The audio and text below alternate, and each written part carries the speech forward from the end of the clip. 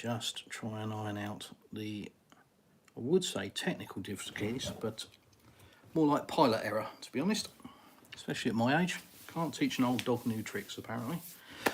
So, hi. Oh, dirty hands. I've got loads of things, sort of bits that I want to try and chat through tonight. Don't know how long I'll be on for. Just see. Maybe the battery will go flat. Maybe I will. A couple of things I want to shout out first. Hi to Wild Siberia. Totally get what you're saying about the video I did on the cost of house build. You're not the first person that said it. A few others have said it as well. It kind of looks like I was deliberately vague when I reviewed the footage. It's not the case at all. I'm very sort of straightforward, and if I can't see a point to something, I just think it's pointless. Yeah, that's pretty much the reason. I mean, everything has gone up so much since we bought this, not bought this house, but since we started the build. Any of the costs really aren't relevant to what it would cost today. So it's kind of like saying I've bought a Rolls Royce and I paid £5,000 for it. It's kind of irrelevant because nobody's going to buy a Rolls Royce for £5,000. And that's the same thing. If you wanted to buy or build this house now, it would cost you a lot more than it cost us. So that's why I try to do it really in a roundabout way by a more of a valuation of what it would cost to buy it at today's money. And again, that's only a guess because it's our house, so we don't know. We've never asked anybody. We don't know what the value is. We just sort of ballpark figure kind of guess at 15 to 20 million, which is 150 to 200 grand of UK money. I couldn't build this house in the UK for that money. It would cost probably around 800 grand when you include how much land we have, the swimming pool, all of the printed concrete, etc., etc. And there's lots of things that we've done that other people wouldn't necessarily need to do. So if you just built this house in standard form, it would be a 4-bedroom house, and without the garage, without the printed concrete, without the swimming pool, I think you're looking at around, in completely standard form and in the grey, so unfinished on the inside, I think you're looking at around 8 or 9 million. The land obviously factors in, depending on the size of the plot. I think land here currently is about 500,000 rubles per 100 metres, is that right? Yes, so I think the land has doubled, because I think we paid around 250 per 100 metres. So there's so much, and all the building materials have gone up, and obviously we're talking about a time frame now of 3 years.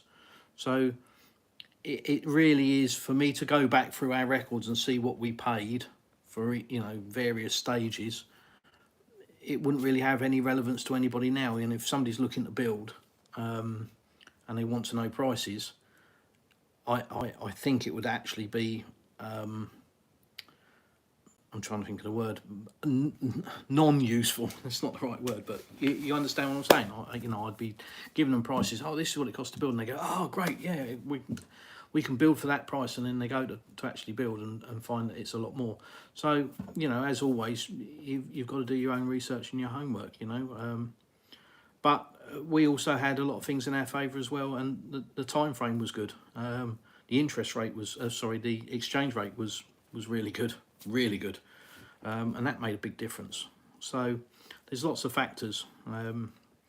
So yeah, I haven't been deliberately vague about it. I know it probably looks like that, but I just don't see that it's going to be relevant to anyone. But if I say that the house value is about somewhere between 15 and 20 million rubles, about 150 to 200 grand of UK money, that should sort of tell you, if you wanted to buy this house, that's where you would be looking at. The build cost was a bit cheaper than that. So yeah, it's cheaper to build, but you've got the hassle of doing it. But you do get the chance to make it very personal and specific, which is exactly what we've done. This house is very personal. It's nothing like you know, the standard house, and there's lots of these houses on various developments that this developer has done.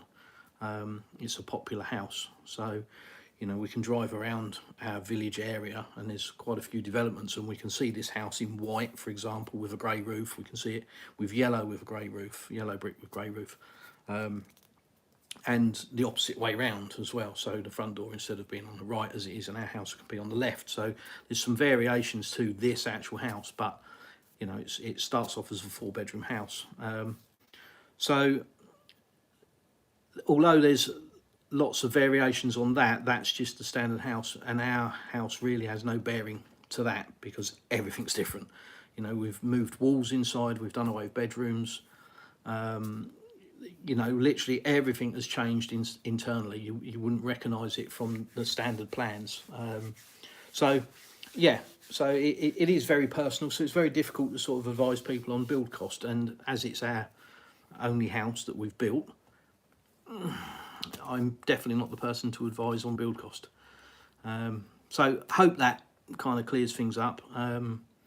If you want to know a specific cost of something, the best thing you can do is talk to a developer in the area you're looking to build, is the honest answer, because you'll get a far more accurate price than me just telling you what we paid for something 3 years ago. Hope that makes sense. The other shout out I want to do is to John and his family, who's in the Telegram chat. So if you are in my Telegram channel, you've probably seen it and seen or heard my voice message as well. But I do just want to say, John, definitely in my thoughts without a doubt. Wouldn't wish that on anybody, and you know, that's a tough time for your family. So yeah, fingers crossed for you, and I hope everything comes well. I hope it comes well. So, what are we going to talk about tonight? Oh dear, that sort of lot, really. It's all bits, it's all little, some are questions, some are just leftover bits. But I'm going to start with the YouTube algorithm. So I don't know if any of you have noticed, but I've been playing about a little bit, because some of us YouTubers, I hate that, content creators or whatever, some of us blokes, have got a Telegram channel, and we talk about it, and there's been a lot of talk about how YouTube and its algorithm works, and it's certainly been pointed out by one of my friends that you really do need to almost make a negative title to get the views, which is kind of sad. But I don't know if you've noticed, I've played around. The live that I did, I changed the picture on the front, so the thumbnail, to the battleship that is in Nova Sisk. So you've got a nice picture of that. And that made a hell of a difference, because the title I left completely blank, apart from the plastic Russian is now live, and then the picture of the battleship. So it kind of looks like I'm live on a battleship. And the result has been very, very dramatic. There's been a lot more traffic on that. I've also did the scammed by my Russian wife. Now that's something that's between us as a family.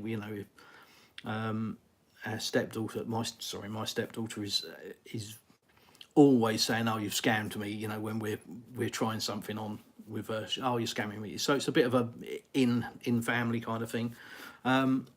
But again, that was done to see, what the interest is, and how quickly it hits, because scammed by my Russian wife. Oh yeah, the Russians.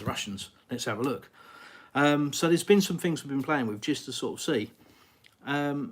I've also been asking to get people's opinions on whether I need to make this more slick, because that's the standard route that everybody goes.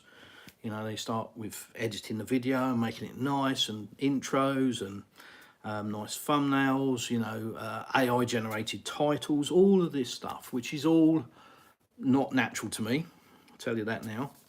But the simple thing is that I don't want this channel to be like every other YouTube channel. I just want it to be down to earth, grassroots, raw. I don't want it glossy. I don't want it look contrived. I don't want it looking like it's measured and carefully planned, because it just isn't. It's me wandering around my house, driving around the village, going to our local town and deciding to film something, or deciding to go live. And every day I think, shall I do a live, shall I? And that's how it wants to be, for me anyway. Some of you might tell me that I'm wrong, but I don't want to be looking like this is a produced channel, for reasons, maybe revenue, it isn't, or maybe for a political perspective, it isn't. It's just me, and the only reason I'm doing it at my age is, as I've said many times, and I hope people understand it, the reason I'm doing this channel is purely because I've had such a shock coming to Russia. It really has been the biggest eye-opening experience of my life, and I just want other people to see that. I just want other people to see, especially in the world that we're in at the moment, which is full of hate. It really is. And I just want other people to see that regardless of what you may have been told, there is another side. There's always two sides to a story, and you really should get both sides. You should be informed. It's very lazy, and British are very lazy. We're a very, very lazy people. Our language is lazy, very lazy, especially when you compare it to the Russian languages. It's very colourful, very descriptive. English is very archaic in comparison. And not only is it a much smaller vocabulary, but we then carve it up and make it smaller. And I think a lot of Russians struggle with the English language a bit because they teach it here very grammatically. And we don't speak like that. The English, we don't speak like that anymore. Everything's chopped up. The words are chopped up, they're abbreviated, and it's pretty much slang. There's not many people that speak correctly. So there are lots of nuances, with language for sure. But as a race, I think we're very lazy. As a race, the English are very lazy when it comes to language, but also when it comes to information. It's far easier for us to walk in from work, turn the telly on for 5 or 10 minutes, and think we're informed, and we're not. You're just not. You're being given a narrative that you've tuned into. So you really have got to go and look and do some research. And like I say, coming back to me yabbering on, that's the reason of this channel. It is just to show another side. I'm not going to tell people that this is the right way and you shouldn't do this and you shouldn't do that. Do what you want. It's your life. Do what you want. Don't be controlled. Don't be told how to think, how to feel. But don't be lazy. It's a big world out there, and just do a bit of basic research so that you understand. If all you're going to do is turn your TV on and listen to that, you're never going to be informed. You're just going to be a sheep. You're going to be kept in a field and led to pasture. You're just going to be boxed up every night, and that's how it'll be, and that'll be your life, and your life will be up and down like a roller coaster. So get a bit of information under your belt and find out what it's really like. And there are lots of channels on YouTube, not just mine. There are many more that are all showing, hopefully, a different side of things. Not all, sunshine and rainbows. Not everything is sunshine and rainbows, of course, but hopefully you'll get to understand that maybe the narrative that you've been watching for a long time isn't actually factual or isn't complete. There are many ways to talk about things and give facts, and it's far better to have the full picture. Then you can make your own mind up rather than somebody making your mind up for you. So that's why I've been playing around with the YouTube thumbnails, etc. I won't be doing it anymore. It was just to see what happened. So during my Telegram chat, it's very small people, but I read it all the time. As soon as there's a notification on Telegram, I'll read it. So if you wake up on a Wednesday morning and want to know what the temperature is, or want to know whether it's raining, or want to know how much petrol is at the time, or any number of questions that you may have, just if you're in the Telegram, you can just ask me a question, and chances are I'll see it within 5 or 10 minutes, if not straight away. Walk around with the damn phone glued to my hand sometimes. So, you know, it's a good way of interacting, and also there isn't any censorship in that regard. So YouTube algorithm does pick out certain words and just cuts it. If you mention certain swearing words, gone. If you mention NAZI, gone. There are lots of things, I'm using those as specifics, but there are lots of things that the algorithm just censors you. So, you know, you might write a very perfectly reasonable post, and the algorithm will just delete it. And if it's gone, I won't see it. So, you know, if you want to ask a question, you'll get in the Telegram channel, have a chat, and there's other people in there that'll have a chat with you. So there we go. That's that. Somebody asked me why I haven't got subtitles on, you know, captions. Simple answer is you can't have captions on a live transmission. It'd have to be very, very good AI. I suppose it probably is. So the captions are on the recorded version of this live, which will be uploaded, you know, straight away afterwards. Click in the top right of your screen, right, and there's 3 dots, and you can just turn the captions on and off, and then select auto translate, and then pick the language that you want it translated into. Somebody has told me that Yandex browser does a voiceover. Be interested to see what I sound like in Russian. So I might look at that. What else? Thumbnails and editing we've done. I'm thinking of doing a logo. I don't know why. I really don't. I've just got this thing in my head that I want TPR in some sort of logo to have on a t-shirt and a hoodie for the winter. For me, you know, it's not going to be, I'm not going to be trying to push merchandise or anything like that, or opening a shop or trying to post from Russia to anything. Not happening. But I just fancy having a logo on a t-shirt. So if any of you are designers or just fancy sending something, yeah, send me it. Why not? Gas I'm going to get onto now. So it's an exciting time for us at the moment. We've been on this development now for about a year, and without mains gas. Everything's electric in the house apart from the hob, which is obviously gas powered, and we use what they call a balloon out here, as we call a gas bottle. But today they came and changed our boiler over, which was electric for the heating, to gas, and the gas pipe is now all connected. So tomorrow, I understand, somebody comes back and commissions all of the gas, so we will be on gas, which is great because we haven't got to muck about with a damn gas bottle every 6 weeks and go and get it refilled. But it's also going to be a hell of a lot cheaper when it comes to running the heating in the winter. Not that it's massively expensive out here anyway, as I'm sure you know, but certainly on gas it will be a third of the price, I think. So much, much cheaper. Which means that we may well put a heating element into the swimming pool. It's already plumbed. When we had the pool installed, I made sure that we had the hot and cold water pipes ran up into the utility room for that eventuality that we have a boiler and run it on gas and we can heat the pool. And that would just open the pool up for another 4 months of the year that it currently isn't used, unless we're, you know, maybe in the sauna when that's finished. That's a bone of contention at the moment.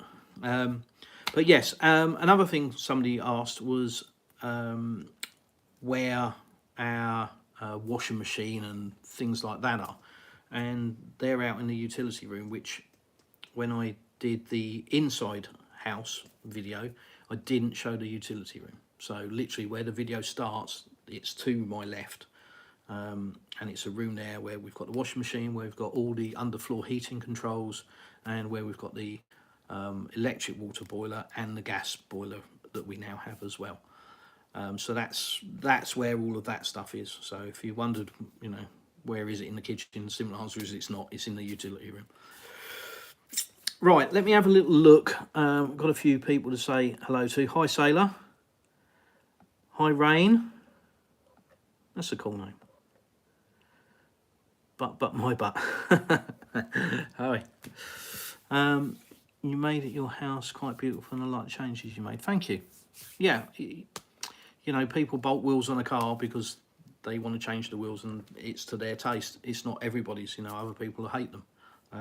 So it's very specific. I think putting wheels on a car is very specific, and when you build your own house, it's very specific, and it's not going to be to everyone's taste. Some people are just not going to like it, and that's absolutely fine. But it's always nice when people do look at our house and go, we really like it. Of course it is. You know, who wouldn't be flattered by that? You've built something from in here, from the ground up, you know, from 4 wooden stakes in the ground. So it's always nice when people find what you've done and your vision of what a nice house should be. You know, they find that interesting and they like it as well.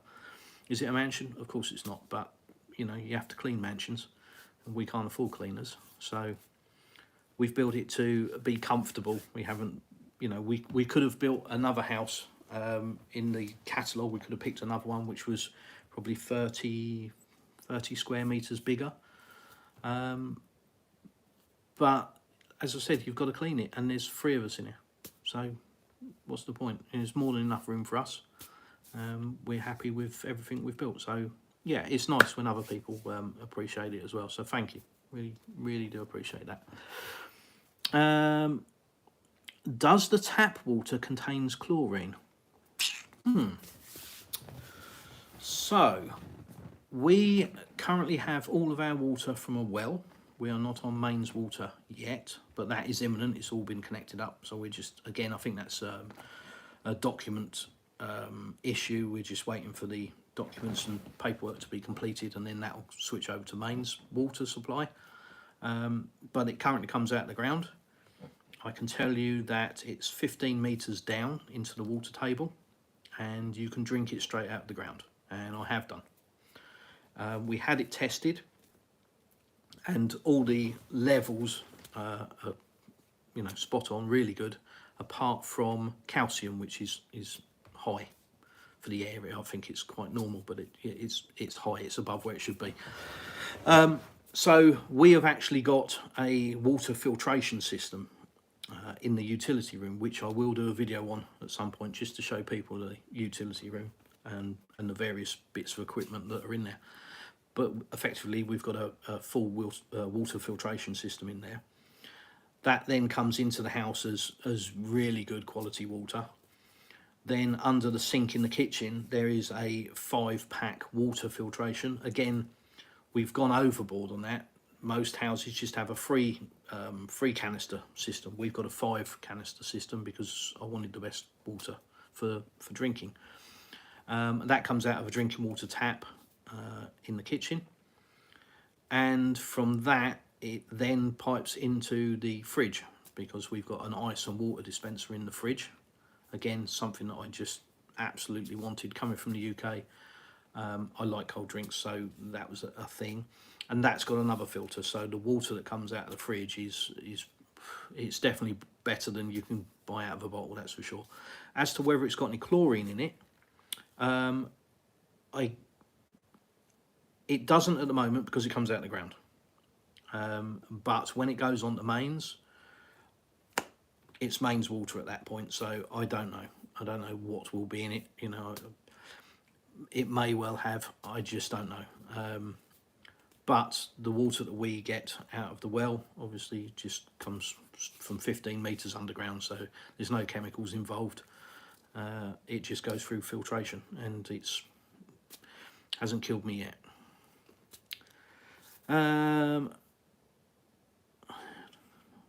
Yeah.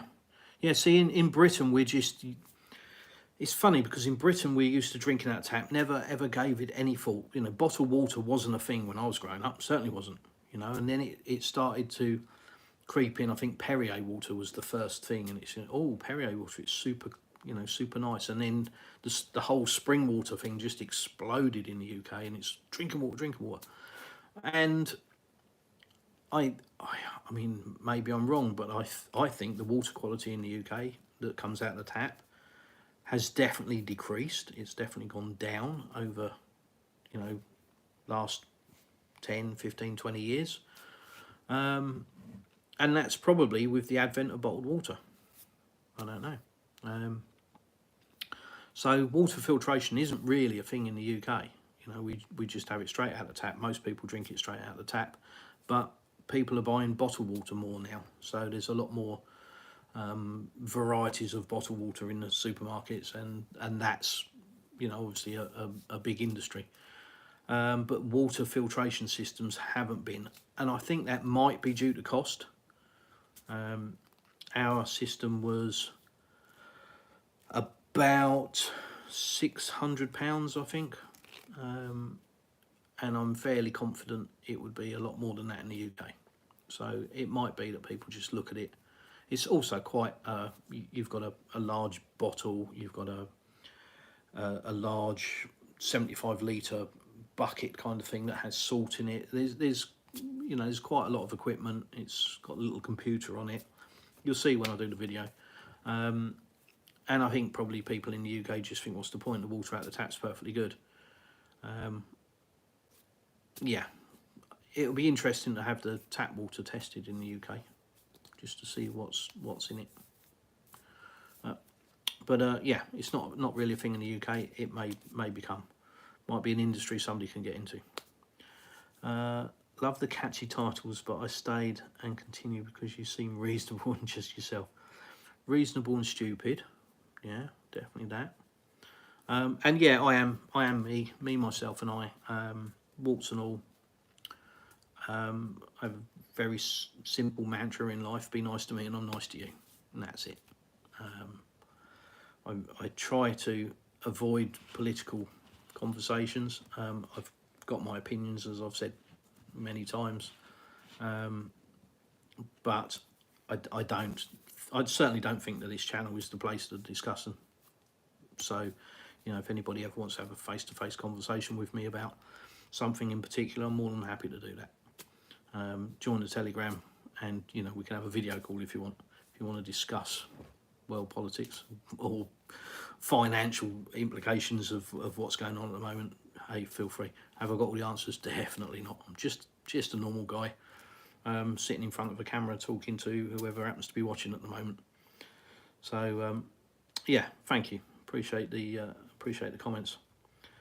Also, the tap water, does it have fluoride in it? Again, same answer as I've already given regarding the chlorine.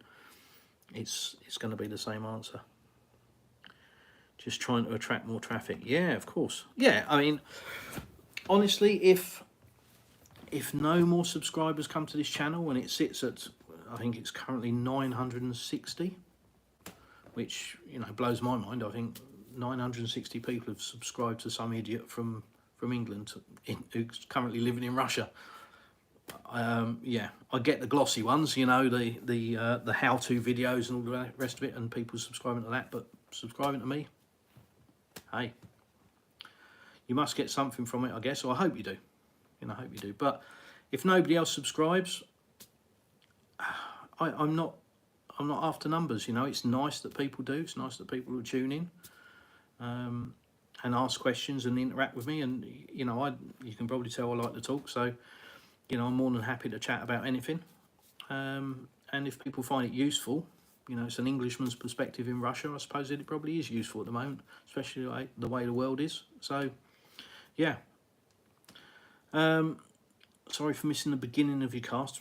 No problem. We're new subscribers. We're Canadians. Very interested in relocating to Russia. We live in Canada, but we own an apartment in Novosibirsk. Sibirsk? There's a lot of Novas around I've discovered. So forgive me if that's wrong. I have no clue where it is. Hi, Olga. Yeah, there seems to be a few Canadians that want to come here. There's obviously the famous Canadian channel with oh dear, Countryside Acres, I think it is. Yes, Countryside Acres. They're a Canadian family that are moving to Russia and posting their experience. It seems to be a thing. There seems to be more Canadians. I don't particularly know why. I've been to Canada. I went to Vancouver and Whistler. That was a all expenses paid trip that I was rewarded with doing well in my last job. So I went to Canada for a week and had the trip of a lifetime. You know, day one, we were picked up from the hotel, taken to a helipad, and 3 helicopters were laid on for. There was 30 of us from the UK. 3 helicopters were laid on and flew us to the top of a glacier for lunch. So that was the first day. So you can imagine it was, you know, we did dog sledding, snowmobiling, round Vancouver harbour on a 5-star luxury yacht, and we had oh god, what's his name? Really, a world champion magician. I can't remember his name.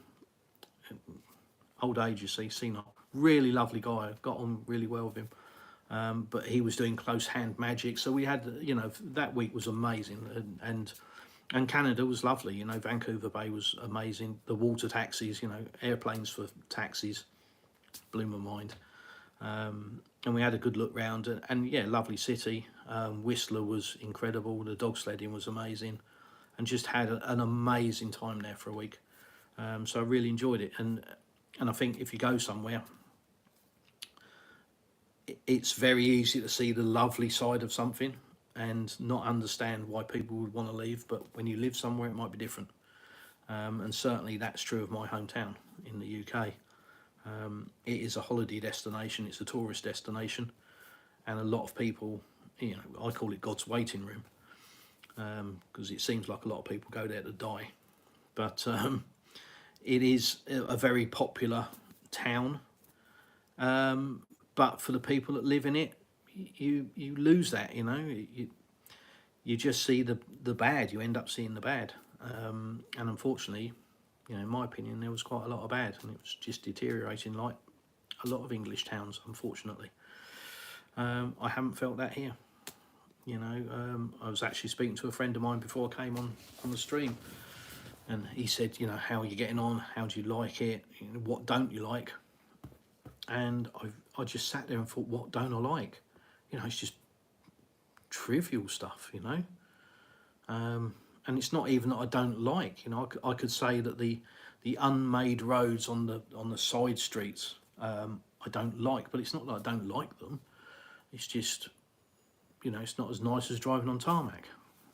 Okay, but what I do love about it is it's interesting. All the roads are different, and all the houses are different, and it's you know, it's great just wandering around the neighbourhood, just looking at every house is different. Everything is, you know, you can have the most beaten up, run down sort of house that's, you know, 100 years old probably and falling apart, next to a brand new, really modern, stylish house, and it's a huge range of houses. So it's just lovely to walk around. But yeah, every town, I think if you live in your own town, most people want to get out of it. You get used to it, and you know, you want to get out. But yeah, there seems to be a lot of Canadians wanting to come over to Russia. Hi Linda, I'm in America and wanting to relocate myself. Okay. Oh yeah, Linda, sorry. Yep, you're having a chat between the two of you. Fine. Hello from Canada, Fireflux. So, that name rings a bell. Travelling. I always get his damn channel mixed up. Is it Travelling with Russell, or Russell's Travelling? You know what I mean? That's where I've seen your name. Old age. Good skiing in Whistler. Yeah, it's good dog sledding. I know that. Yeah, and interestingly, the dog sledding in the winter months, obviously, you know, on the snow, but they also do it in the summer as well, which I didn't know. But they basically use the dog sleds and they take the ski part off of them and put wheels on, and they do the same thing in the summer. So, but that was amazing to see the power of the dogs and how fast it was, and it was, yeah, that was cool. That was really cool. Siberia, yuck. Ugh. I'm so acclimatized to this weather down here now. You know, if it drops to like 17, I mean, today it was 28 degrees, and I've got a pretty reasonable tan, and I'm fair skinned and blonde curly hair normally, once upon a different lifetime. So I just do the lobster, you know, I just go red, because I'm never in the sun long enough to actually go brown, whereas here it's every day and I'm actually getting, it's not dirt, I promise, I'm actually getting a tan. Yeah, I've got acclimatised to it, and the thought of anything less than 20 degrees now, ugh, horrible. 17 degrees, I'm putting a jumper on, and you know, everybody that knows me will tell you that I'm usually the guy that walks around in the UK. I'm usually the guy that would be walking around in shorts and a t-shirt in winter. You know, sleep with the window open kind of person. But I've just got acclimatised to it now, and I just, yeah, if it's below 20 degrees, I'm shivering and putting a jumper on. And even my wife laughs at me because for the same reason, she's usually the person that's cold, but it seems to have switched. You know, she's always quite warm now, and I'm the one moaning about the cold.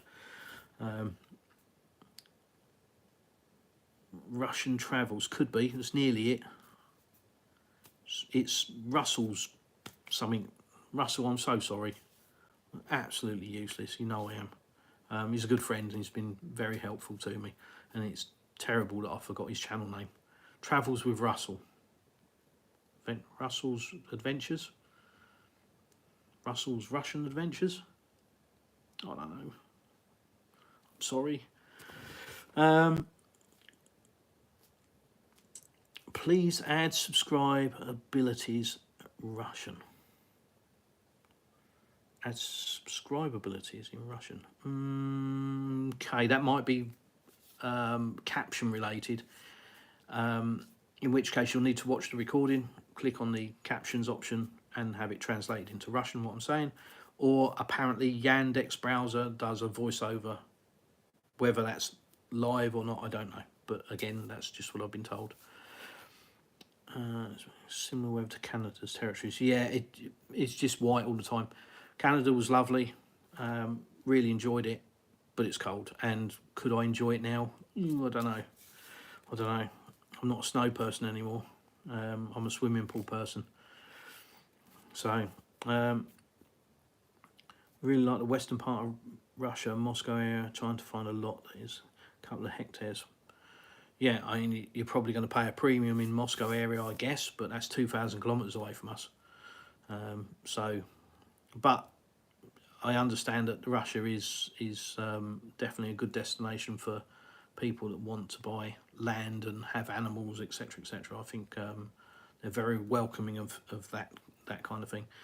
But there is a lot of stuff being built out in Russia, so certainly trades-wise, there's good opportunities for people here. IT, I don't know if I mentioned it on the last live, but I think President Putin recently announced 130 billion rubles package to improve the IT infrastructure. Obviously, they want to be not tied to the Western operating system, I guess, Microsoft operating system, which makes sense. You know, if the West is very hostile to Russia, then, you know, why wouldn't they? You know, crazy world we live in. But yeah, there's certainly good opportunities, certainly in teaching, certainly in all of the trades. Unemployment levels in Russia are virtually zero. You know, I think if you want to work, you can work. It's not like how it is in the UK, where you've got to fight for every job, and you know, there's a lot of people going for the decent jobs, and you know, all of that kind of thing. I think there's just an abundance of work here because the place is building out. There's so much development, there's so much infrastructure being built out that there are just, you know, there's work available. So if you're looking to make a new start in Russia, I think if you've got a skill, you shouldn't have a problem. Travelling with Russell. Thank you, Fireflux. Thank you, Russell. I'm so sorry. You're probably going to catch this on the recording, mate. I'm so sorry. Somebody's telling me to get my jumper on, so I just better scroll up. It's good to be comfortable. It's fine to get the jumper on. I'm all right at the moment because it's about 23 degrees here at the moment at night. So it's fine. But yeah, appreciate that. 100 kilometres or so outside of Moscow.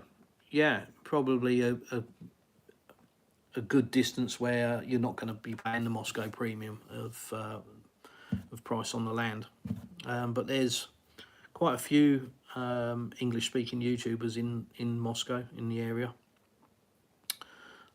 So, yeah, probably worth having a chat with some of them or finding their channels. No, travelling with Russell is definitely right. Definitely right. Poor person, yeah. I've always been I'm a Cancerian, so you know I'm a crab. I live in the water, so you know I live by the sea. I have to be by the sea. I was going to move inland in the UK at one point. I was going to move to, oh God, Leamington Spa. Lovely, beautiful, but the air was horrible. It was just so hot and humid. I hated it. It was. I've just always been by the sea. You know, I was born by the sea. I live by the sea. I like the sea air. You know, so living inland, living in a big city, all that heat and stuff. No, it's not for me. Sorry, not for me. Would be interesting going live and talking about your evolution in Russia. A lot of people are trying to get to the point you're at. Myself on the road. Oh, chat scrolling down. Sorry, mate. Myself on that road. Yeah, I'm up for that. Probably best that you do a live and invite me on, rather than me trying to do it the other way around. Because I'll end up cutting you off, mate. I'll press the wrong button, or I'll stream it and it won't be public, and it'll just be me and you looking at each other. Yeah, let's talk about that. Sure, I'm more than open to that. I'm happy to talk to anybody about anything. What is people's opinion about a veto? Is it good to look for land there, or does anyone have any other recommendations? Yeah, good shout, Linda. If anybody can help Linda out and give her some advice, then chuck it in the chat of where to go. A veto I've looked at a few times, but just been for cars. That's what I've looked on a veto for. So land I wouldn't have a clue about. You know, we bought our land through a developer, so. Miss Mouse, hi.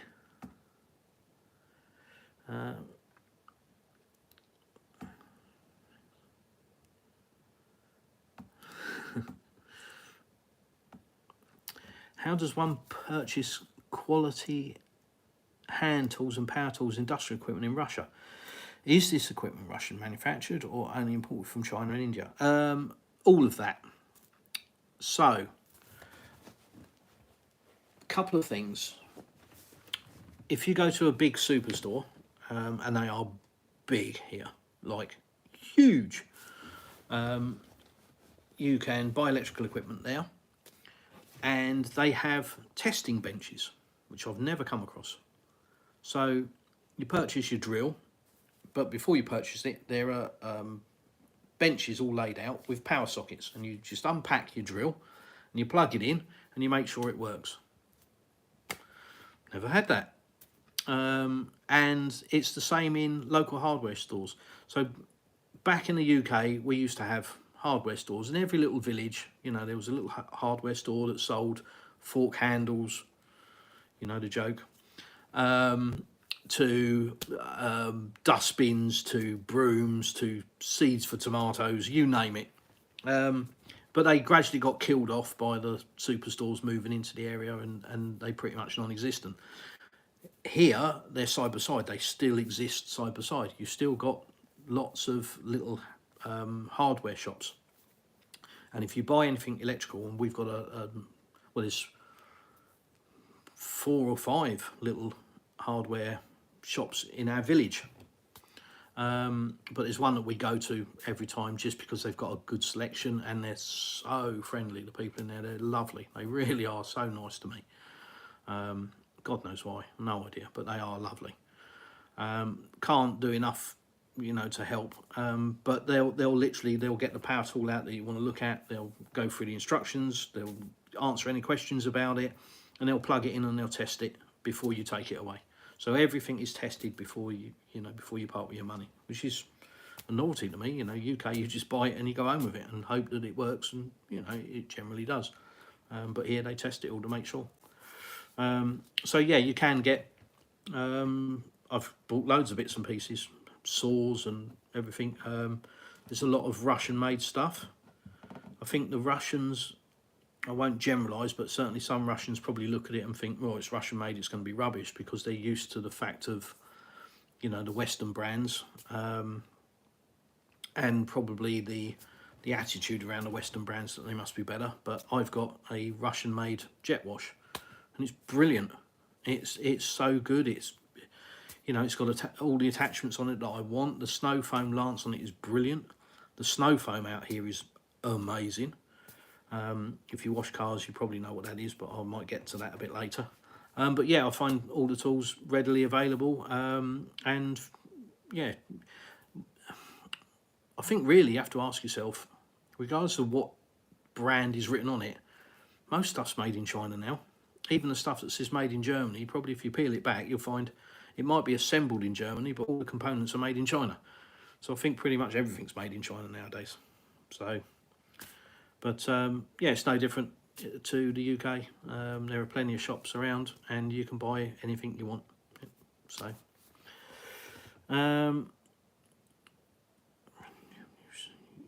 yeah, I'm sure, Miss Mouse, I'm sure you're absolutely right. Unfortunately, I struggle with speaking English. So there's no point in me watching anybody that speaks, see, told you, that speaks Dutch, French or German. Although my dad lived in Germany and I understood a bit of German. But as with a typical Brit, you know, I'll speak many languages and they're all English.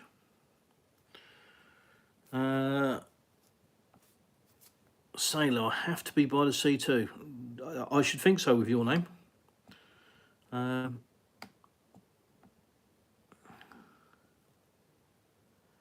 What is going on with this chat?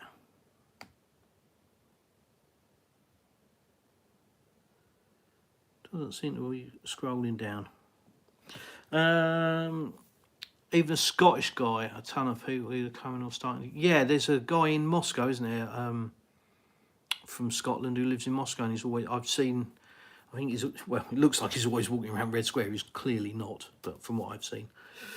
I live next to the largest lake in the world. Does that count? Yeah, I'd say so.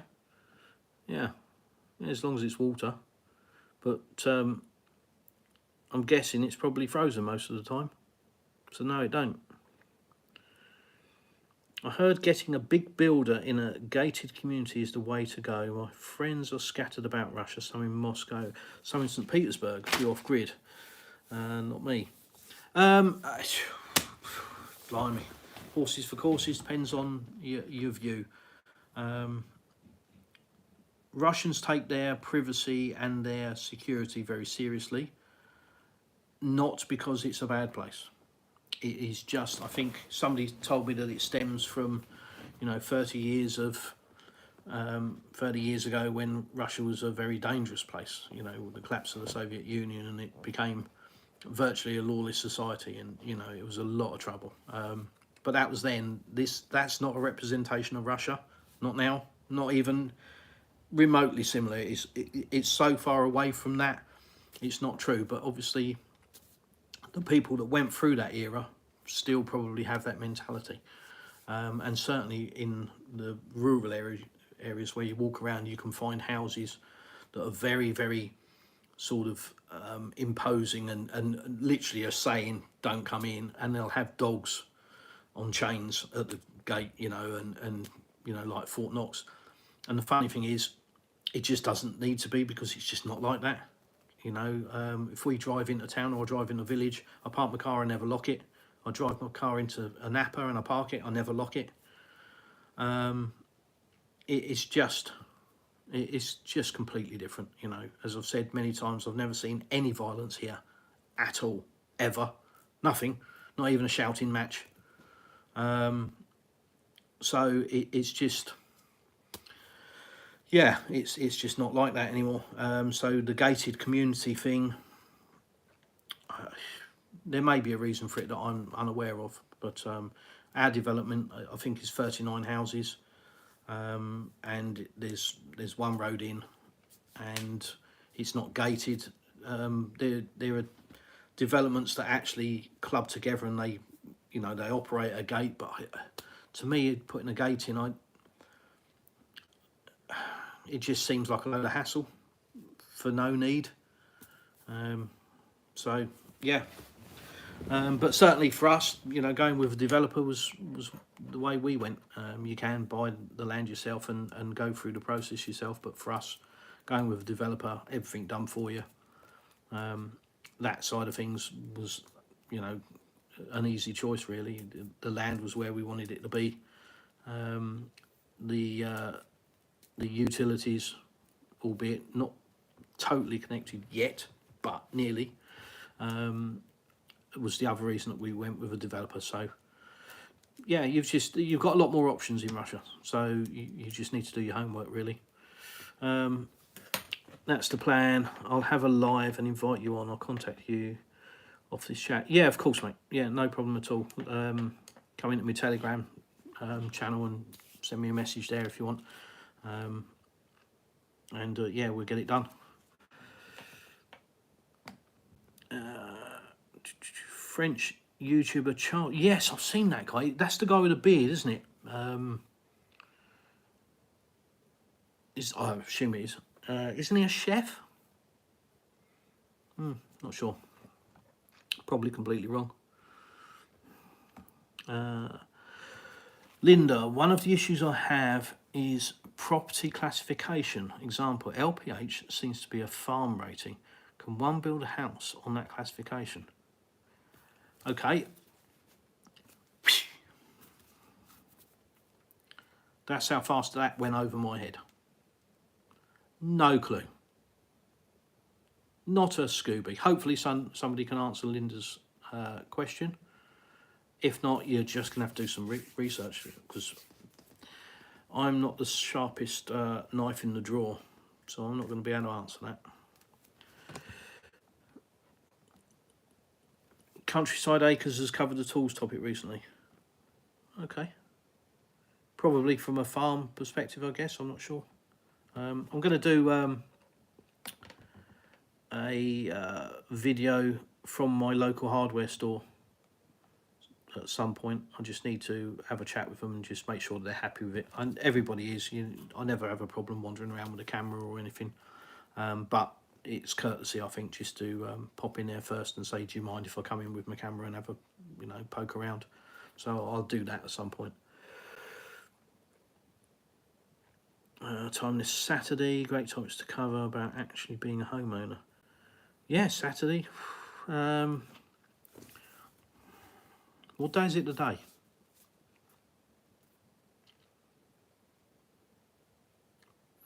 Thursday? Thursday. I don't have weekends here. Just one day turns into another day.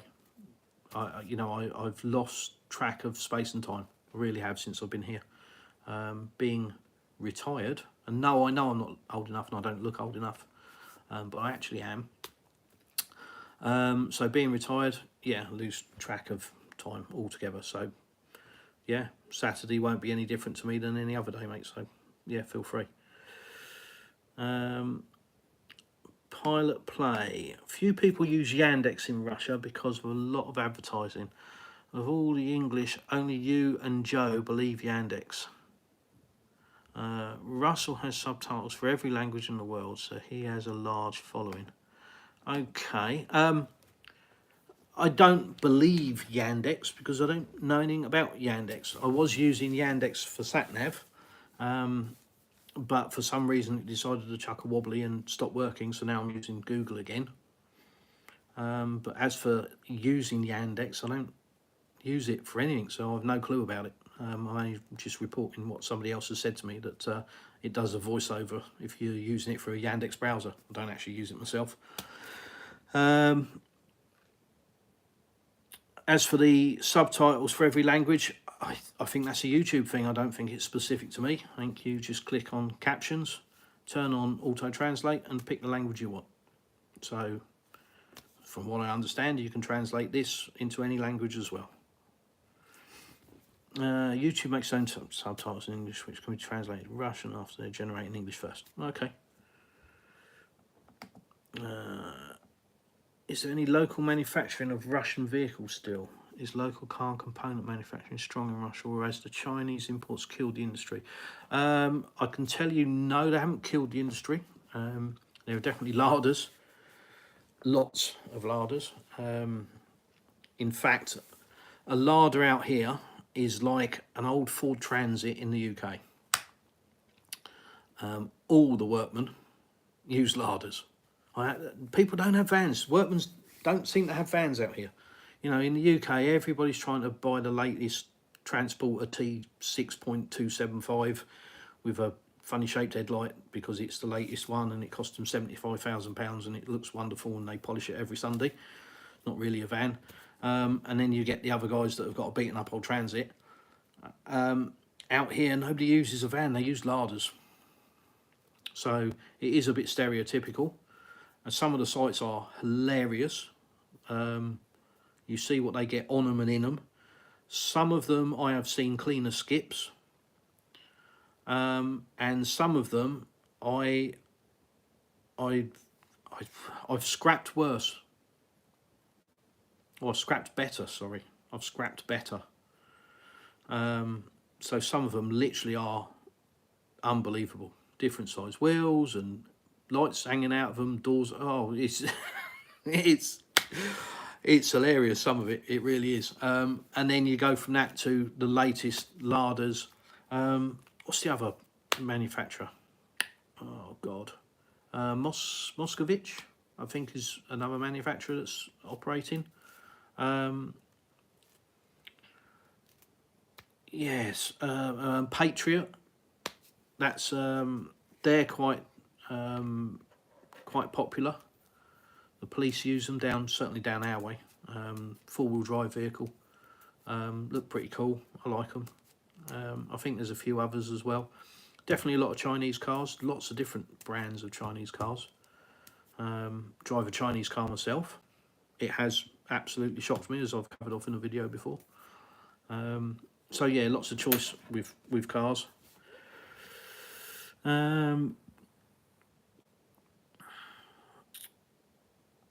My advice is to live in Russia. Let them understand you. Sorry if offended. Nobody offends me. So you won't ever offend me, don't worry. My advice is to live in Russia. I agree. For God's sake, it's my advice as well. After being here, yeah, I love the place. I do. I love my life. I love being here. I love the people here. I love the whole vibe of the place. I love the whole attitude. You know, people keep themselves to themselves. Nobody's, you know, jealous of you. They're not in your business. But equally, the minute you speak to somebody, they're straight away talking to you and helpful and everything else, you know. And of course, there's going to be somebody that comes along saying, oh, it's not like that, it's crime and it's this and it's that. Yeah, I mean, I did speak to one person when we were at the local government building when I had to register that we were here, and she spoke amazing English, absolutely fluent. And she heard me speaking to my wife and, oh, you're English? I said, yeah. And she went, oh, wow. And she started talking, what's England like? And that's the first thing, what's England like? And, you know, how wonderful it is and the rest of it. And, you know, and I think she was almost a bit put out when I sort of said, well, no, there's a lot of crime now and there's, you know, it's got its problems and this, that. And she straight away said, well, lots of crime here. And that was when I first got here. And I thought, okay, well, I haven't seen any, so okay. And that comes back to what I was saying earlier, I think, that you're always down on the area you live in, and I think she probably just, you know, is a bit down on the area that she lives in, because I haven't seen any crime. I'm not saying it doesn't exist. Of course it exists. I'm just saying I haven't seen it. and I would have done in the UK, and I've been a victim of it in the UK. So, yeah, I don't know.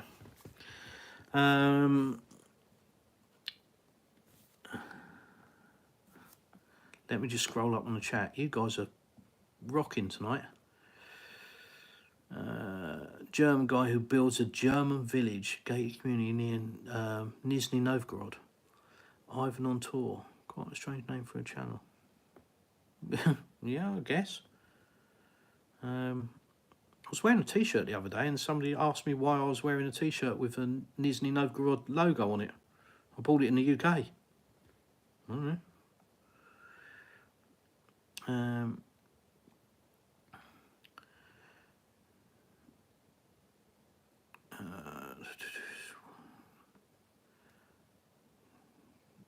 I'm not sure if this French guy is a chef. I've seen only a couple of videos. If wife and kids. Okay, I might have been getting him confused with somebody, but I've seen a French guy. He's bald head and he's got a really cool beard, really nicely trimmed, cool beard. Don't know if it's the same guy. Do not worry, Mr. Plastic Russian. You've started building it. Subscribers will come. Yeah, I mean, you know, if people like me parroting on, they're going to subscribe, I guess, which is, yeah, it's wonderful, great. Kamad's trucks are still alive? Yeah, for sure. Yeah, definitely they are. Yeah, the trucks out here are how trucks should be. You know, they're the full fat version. The V8, smoky, you know, carry 30 ton of bricks or whatever, you know, proper trucks. And they get along at a proper pace as well. You know, in the UK, they're all, you know, asthmatic mice crawling along the ground. Can't go up a hill, you know, and restricted to 55 miles an hour, 56 miles an hour. Yeah, here I was following a military vehicle the other day, and it was a big vehicle and it was full of troops in the back. And yeah, I was having to get a lick on to keep with it. It was not doing any 60 miles an hour, I can tell you that. So yeah, it was rocking. So yeah, they don't worry too much about fuel consumption out here, purely because there's plenty of it and it's cheap, like the budgie. Do you like the buhankas? Yes. Fellow English guy who loves them. That will be Mike. Mike Jones. I think he bought one. I think buhanka means basically it's a loaf of bread and it's named because of the shape. Correct me if I'm wrong, but I think that's what it refers to. It's the shape of it is like a loaf of bread. Yeah, I do. I think they're cool. They're like a Russian version of a VW bus. You know, an old VW bus. But yeah, I think they're cool. Will I own one? No.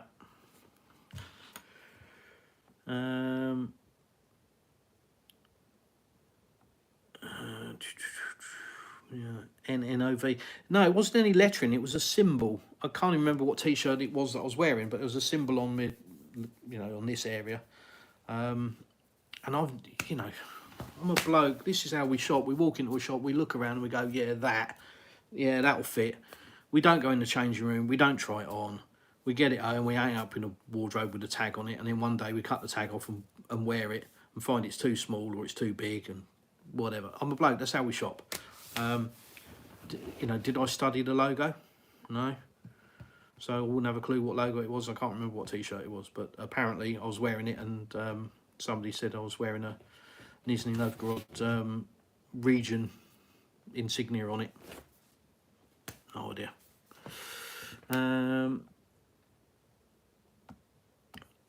Linda, I managed to visit. Oh, you've gone. Oh dear. So I'm not keeping up with you guys. I managed to visit Guernsey and Jersey Islands. And saw London as well. Asked for Bobby for his hat. We're walking across the Tower Bridge. Yeah. Your appearance and bald head remind me of an English football fan. Which team are you rooting for? So that's easy. None. So when I was a kid, all kids at school after being at football. It's just all kids do. So apparently I was a Leeds fan. No idea why, but you know, if other children asked me what team I supported, I said Leeds. Probably because they were good at the time. I don't know. After a few years, I won't say I changed from Leeds to Arsenal, because I have no comprehension of either team at all. I'm not a football person at all. I've no interest in football at all. Zero. World Cup, couldn't care less. I'd rather watch paint dry. I don't see the point of a bunch of blokes kicking a bag of wind around a field. But, you know, there are millions of people around the world that love it. So just because I don't, doesn't mean it's bad. It just means I'm an idiot and don't like football. So no interest in it at all. But if I was pressed on a team, it would be Arsenal. Don't ask me why, because I don't know. No idea. I think they wear red and white and they've got Emirates on their shirts, if I remember. Maybe. I don't know. Couldn't tell you who's in it. No clue. But yeah, last time, I can't even remember. 20 years ago, somebody talked to me about football. I might have paid some attention at the time about a particular game. I have no idea. It's just not my thing.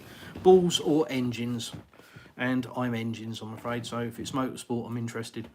If it's got an engine, I'm interested. But if it's a ball, yeah. Although I played squash in my earlier years, I was a lot fitter in my earlier years. Did kickboxing for a long time, and played squash. And yeah, squash was brilliant for fitness. So that was as close as I got to ball sports, really. Yeah. So I won't take offence to me looking like a football fan. I think that's stereotypical, really, isn't it?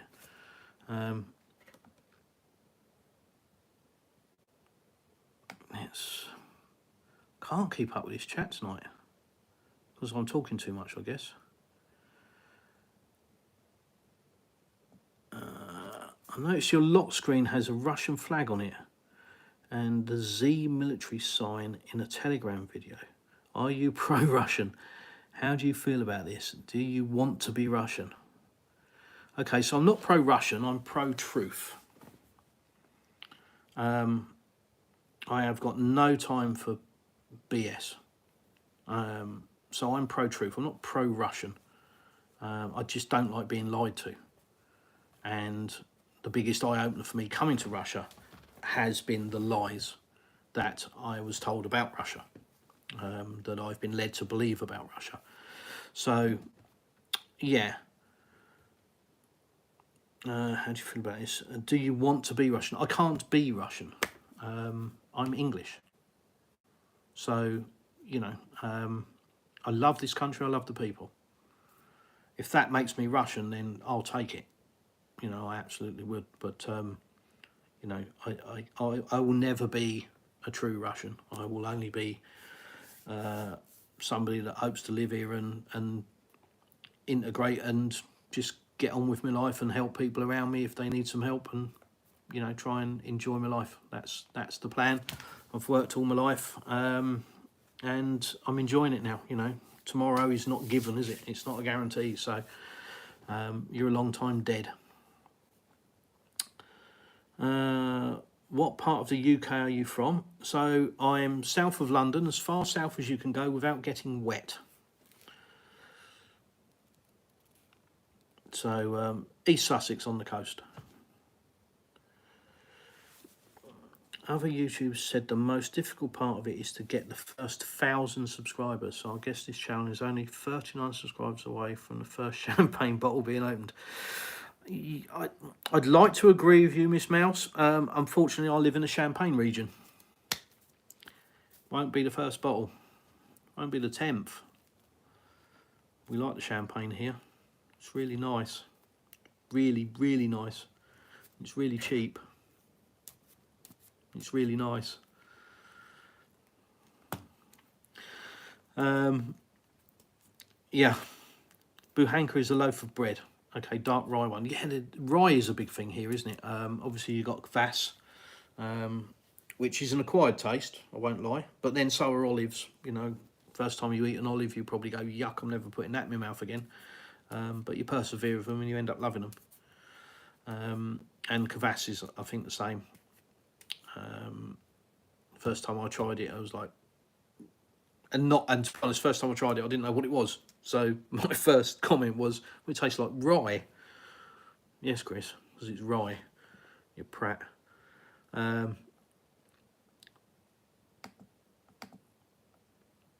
Yeah, watching paint dry.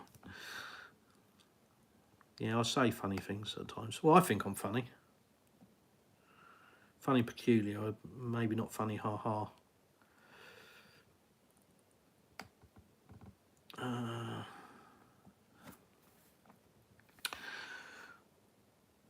Sam's Russian adventure has showed more people in Russian YouTube channels. Yeah, for sure. Sam again is a I'd call him a friend of mine. I really would. He's a gentleman. He's got a proper heart, that guy. Yeah, really nice guy. So yeah, Sam's Russian adventure or Russian adventures. He shows people different aspects of Russia, and he lives in a completely different region to me as well. So yeah, if you're not already following him or tuning in, take a look. He's got 2 channels actually, B Road Russia as well.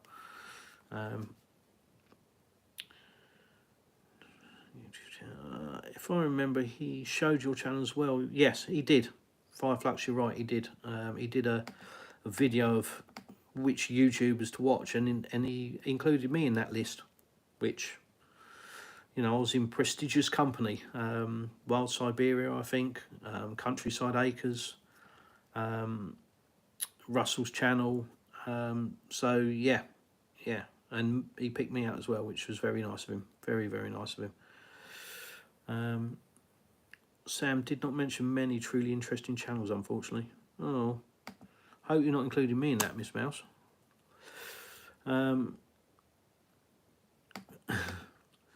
Hard to believe British man is not a football fan. Yeah, I know, I've had that all my life, really. Believe it or not, it's always worked well with the girls. So I think most British guys are footballers, and I mean, not so much nowadays. I think girls are not traditional girls in the UK, and they're into football and rugby and drinking pints down the pub, but they never used to be like that. And certainly it was always, I suppose you're into football. Well, no, I can't stand football. Oh, really? So that was always a thing. But I'm a one-woman man, and I love my wife dearly. Is cash used in most transactions, or is it electronic transactions? Is Russia planning on central bank digital currency, or is cash still king? So no, cash is definitely not king out here. Most people will be paid to their phone number, or, you know, debit card in the shops, or you go into your bank app, and you know, some people have a QR code. For, you know, market merchants, for example, might have a QR code, but most people are paid to their telephone number. So if you want to pay a tradesman, and unlike in the UK where, you know, cheaper for cash, mate, no, they're not interested. You know, oh, do I get a discount for cash? And they go, no. Oh, I'll pay you, you know, how do you want paying? And 99 times out of 100, they'll actually want you to pay them into their bank, into their phone number. So cash is definitely not king out here. I think they're a lot further down the road, technology-wise, than perhaps we are in Britain. I know Russia tested in 2018 a concept of digital asset, bridging asset, because I'm a big believer in that particular asset. That's crypto related, so that's another conversation for another day, possibly. But yes, I think I keep seeing reports about Sparebank looking into it, and let's face it, the world's splitting into 2. BRICS are going to be doing their own thing. Going to a commodity-backed financial system is all well and good, but to modernise it, it needs to be transacted digitally, and the only way you can do that is through tokenisation. So if they're not working on it now, I'll be amazed, because like I say, they trialled it in 2018. So, you know, here we are 6 years later. So I'm fairly sure that it's already built in the background here in Russia, because it is in most countries. We just don't know about it.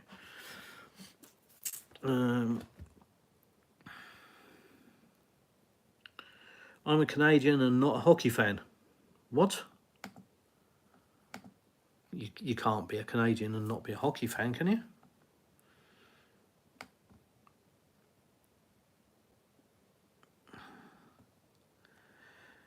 Thank you for your cash now. Electronic transactions, 99% of cases. Yeah, mere card and payments connected to the mobile phone. There you go. Famous QR codes. Watch Plastic Russian's previous stream, maybe. Thank you, Miss Mouse. Same answer my friends gave. None regret moving to Russia, but still American or Australian. Yeah, you know, you know, I can't ever be anything other than who I was born as, you know. But let's face it, it doesn't matter where you're born. The only thing that separates us, without sounding too cliche, is geography. There's nothing else. I happen to be born in England, so I'm English. Should that make me an enemy of anybody Russian, or any other country for that matter? What have they done to me? So we're told to hate. It's bred into us by, as we say in our area, wrong uns, wrong people, people of no value that just want to breed hatred. For what gain? Certainly not you or me, is it?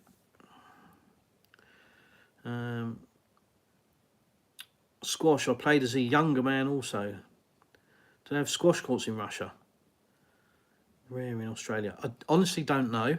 Obviously it was in my younger years, so I got no plans on revisiting that, because I'd probably snap and fall into 1,000 pieces. So no, it's tough. It's hard going, isn't it? That's why it's good for fitness. But no, my body wouldn't take that anymore. It's too broken. So I have no clue. And also down here, God almighty, imagine going and playing squash in this heat. Not a good plan. If he's not at 1,000 subs by Saturday when we go live, he should be. Okay. This man's got a lot of knowledge which people are seeking. And I got it into the Telegram, wrote you. Cheers, thank you. I'll pick it up obviously after the stream, because I'm a bloke, and as we all know, we cannot multitask. So me trying to look at that now will result in this stream ending, my computer probably catching a virus and crashing, and then me throwing it all out the window and going, well, that's that then. So I'll look after the stream.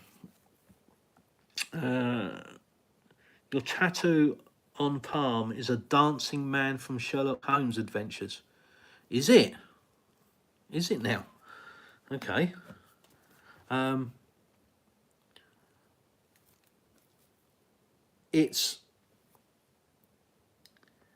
tell you what that is. That is a 14-year-old's stupidity. That's what that is.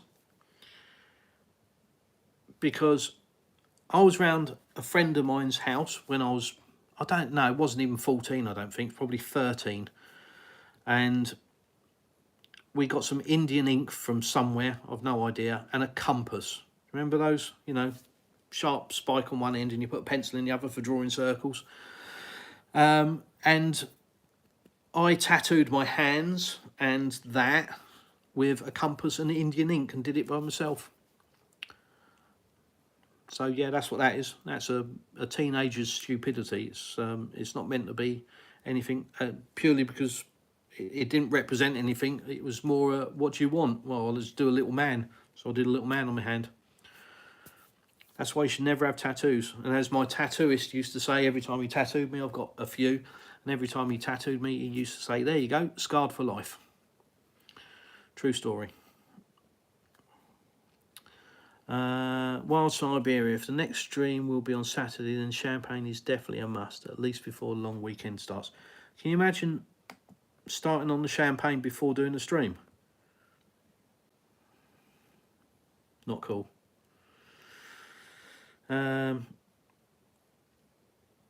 What are your favourite games, darts or hobbies?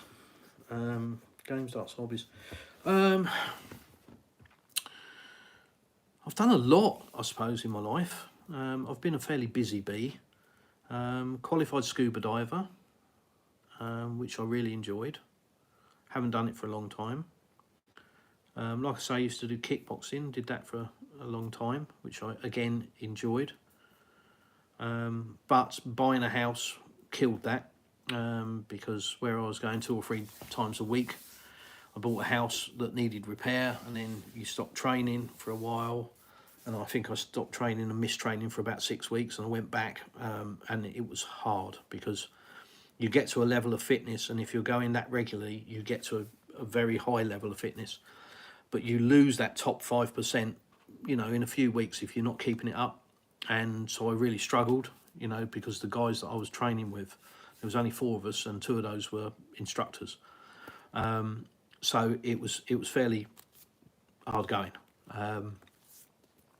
And I struggled coming back, you know, but I got back into it, and then I had to do some more stuff around the house, and unfortunately the house started getting in the way, and life moved on, and I came away from kickboxing, which I really regret. I wish I hadn't, because it kept me in really, really good shape. It was great for your mental stability. You know, it really good for discipline and just being able to focus your mind. So I wish I hadn't come away from that. I still, you know, I've got ideas about putting a bag up in the garage. I had a bag in my garage back in the UK, and I've got various bags in my ozone. So I shall be buying a bag at some point and hanging it up in the garage. And I still will put a pair of gloves on and just have a little tap every now and again. Other hobbies. Well, motorbikes was a big part of my life for a long time. Clay pigeon shooting. I'd love to find clay pigeon shooting here in Russia, but it doesn't appear to be a thing. So I've got a harebrained scheme that one day, Rodney, when I'm a millionaire, I will do a clay pigeon thing out here. You know, club, maybe. It's kind of an idea long in the distance when I'm rich and famous. Never going to happen, is it? Let's face it.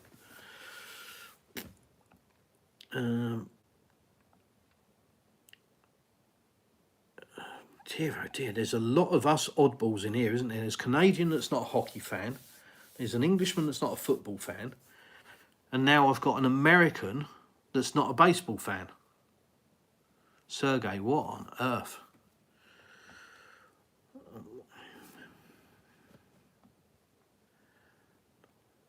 See you all later. Bye, Rain. Thank you for dropping in.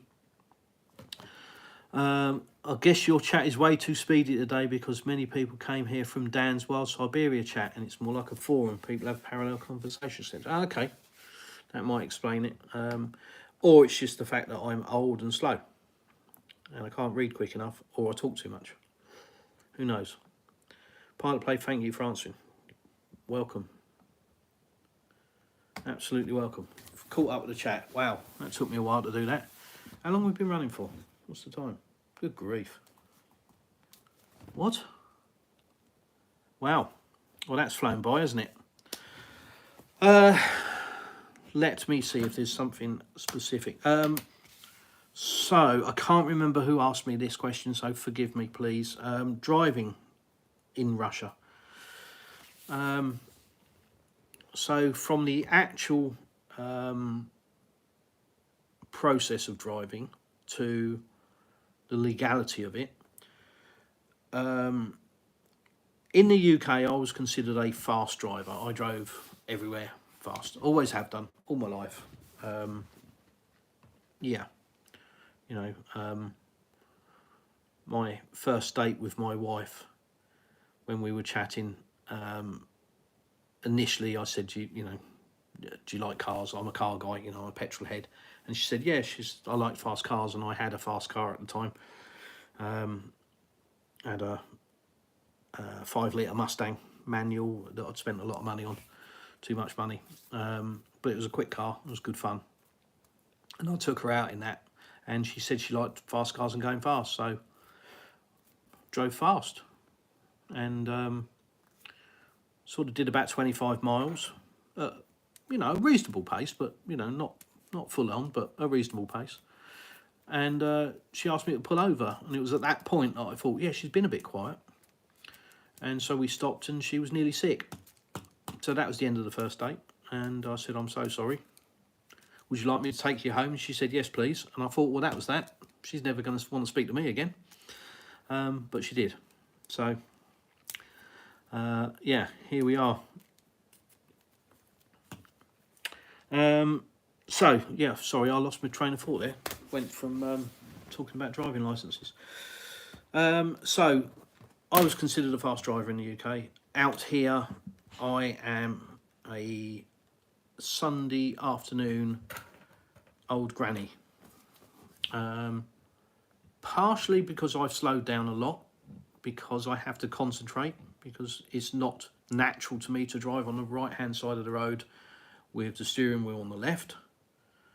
So I have to think about that, and I deliberately do think about that. I concentrate a lot when I drive. Being a bike rider makes you a much better car driver. I don't care what anyone says. I'm not interested in a different opinion on that, because it's simple fact. I am a far better car driver because I used to ride motorbikes. Car drivers will predominantly follow the car that's in front of them, and they'll stare at the back of the arse end of the car that's in front of them. Bikes will be looking half a mile down the road. They'll be looking over the tops of the roofs of the cars, they'll be looking down the side of them, they'll be looking through the corners, they'll be doing stuff that most car drivers have no comprehension of. So if you ride a motorbike at speed and you drive a car, you will be a better driver. Simple fact. So I consider myself to be quite a good driver. But out here, yeah, survival of the fittest. There is all levels of driving. There is very good drivers, and there are, I won't go say very bad, but challenging. And you see all sorts. You see, you'll see anything from, you know, a BMW down the middle of the road as fast as his little car will take him, to an old larder with a bath strapped to the roof, flat out down the hard shoulder. You see all sorts of sights. So the driving is interesting. You have to have your wits about you.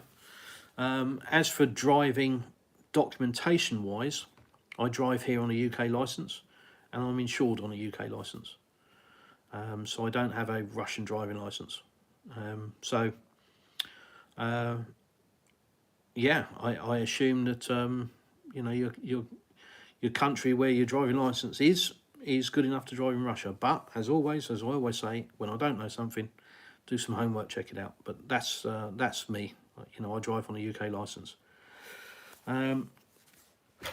We spoke about firearms previously. Is there a rifle and pistol range you can attend? They may help with a clay pigeon. So, I call her my daughter, but my stepdaughter officially.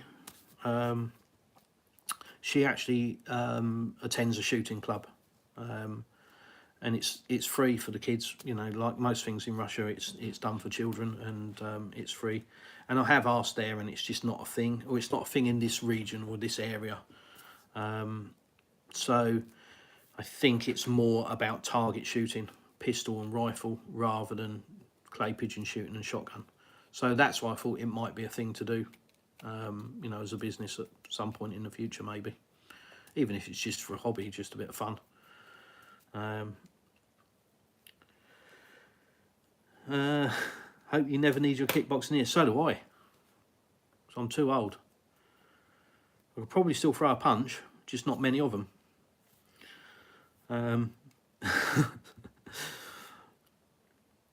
If you're able to drive in New York City, you'll be able to drive anywhere. Okay, well, I'm going to counter that with if you can drive in Sicily, in Italy, you can drive anywhere. Originally, I would have said Paris, because that is, I mean, Paris is full of organ donors, or as we call them, motorcyclists. And they drive like spastics, absolute idiots. And they put their hazards on their motorbikes, and they just in and out of the traffic. And I mean, maybe it's the motorbikes are different in France, and that when they put their hazard lights on, it puts a force field around the whole bike, because that's how they ride. Consequently, all you hear around Paris is sirens and ambulances scraping them up like strawberry jam off of the road, off to donate their organs. But yeah, like I say, I thought Paris was bad, but I went to Sicily. I drove a 11-ton lorry around Sicily because we went there racing, and yeah, it's so I spoke to a guy there outside. We were actually racing on the Air Force base there. A track was made on the Air Force base, or the Army barracks, I can't remember which, but a track was made. And outside were food vendors, and I went out for food one lunchtime outside of the Army base. It's all security and everything. Went up to the food vendor, trying to order some food, and this big Italian guy was just dismissive of me, just, you know, rah, rah, rah, you know, because I couldn't speak Italian. Obviously, I'm English, you know, we don't learn other people's languages, do we? We expect everyone to speak English. Anyhow, I was trying to communicate with this guy, and he just wasn't interested. Fair enough. And this guy stepped up from just behind me in a three-piece suit, absolutely immaculate, you know, pristine, and spoke perfect English, probably late 20s. And he stepped up and just launched into this guy, this food vendor. And this guy just shrank, and he just straight away turned to me and said, "I'm so sorry for the way you've spoken to you. What would you like to order?" And I got chatting to him. He was educated in Oxford, and he lived in Sicily. So I don't know if you're as quick to put that together. But I had a good chat with him, really good conversation, really nice guy, probably. I didn't wake up with a horse's head, so all good. But we spoke about the driving, and he pointed out that really all of the road signs and all of the, you know, the road painting, the markings and everything are there just to give people jobs, because nobody takes any notice of them. And roundabouts are interesting because nobody gives way, and there aren't 1 or 2 lanes on a roundabout. It's just whatever gap is available. And scooters will have 3 or 4 people on them, and they will ride straight at you. And yeah, it is complete carnage. I did not see a straight car on Sicily while we were there, not one. Every single vehicle, including the Ferraris that we saw, was damaged, every one. In fact, when we went to leave, we were at a little pizzeria very near to the port. Again, a perfectly spoken English guy, Italian, came out and was giving us food and wanting us to try it. It was lovely, so friendly. And his car came in, and it was the first car we saw that was immaculate down the side. And it was like, oh, blimey, we've, you know, it was a thing. We've seen the car that's not damaged. And it did a U-turn in front of us, and as it U-turned, the whole side was wiped out on the other side. So we didn't see a single car that wasn't smashed a bit. So I'll counter your New York theory with Sicily, because that is something else. But I was fine, because I was in an 11-ton lorry. So I won. Right. Let me. If you ever join, yeah. What was your last car in the UK before coming to Russia?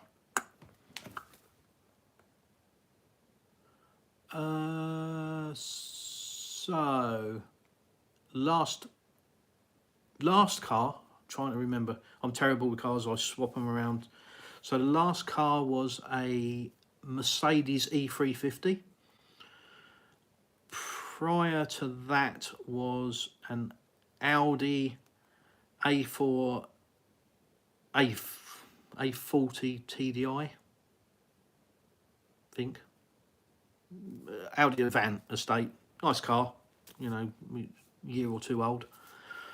Prior to that was probably one of my favourite cars, if not the favourite of my cars, was a 2-year-old Range Rover. I loved that car. It was epic. I know a lot of people slag Range Rovers off, usually people that never owned them, or people that have owned a 100,000 mile 10 owner one that's never had a service, and wonder why it's unreliable. Yeah, I've had 2 Range Rovers in my life and both of them have been fantastic. And I love that car. Range Rover Vogue SE, it was gorgeous. And then prior to that was the Mustang, which was the car that I've kept the longest. Had that car for 3 years, did 30 odd thousand miles in it, 3 tours of Scotland, all around Europe in it. Yeah, lovely, brilliant car. Built like crap, plastic rubbish, but the engine and gearbox were amazing. And yeah, just a brilliant car. You know, when I had it, it was a fairly new to the UK. There weren't that many of them, and yeah, every age group seemed to love that car, from kids to, you know, 70-year-old retirees. Everybody seemed to love that car. The amount of people that came up to me while I owned that car just to talk about it, you know, and yeah, it was great. It was a great conversation starter, and I used to let people get in it and start it and sit in it. You know, yeah, it was brilliant. So yeah, those are, yeah, probably the cars. I've had others. Evo 8, Mitsubishi Evo 8 MR. That was, I was talking to my friend yesterday about that, because that's one of the memories that he still has. He's an ex-bike rider like me.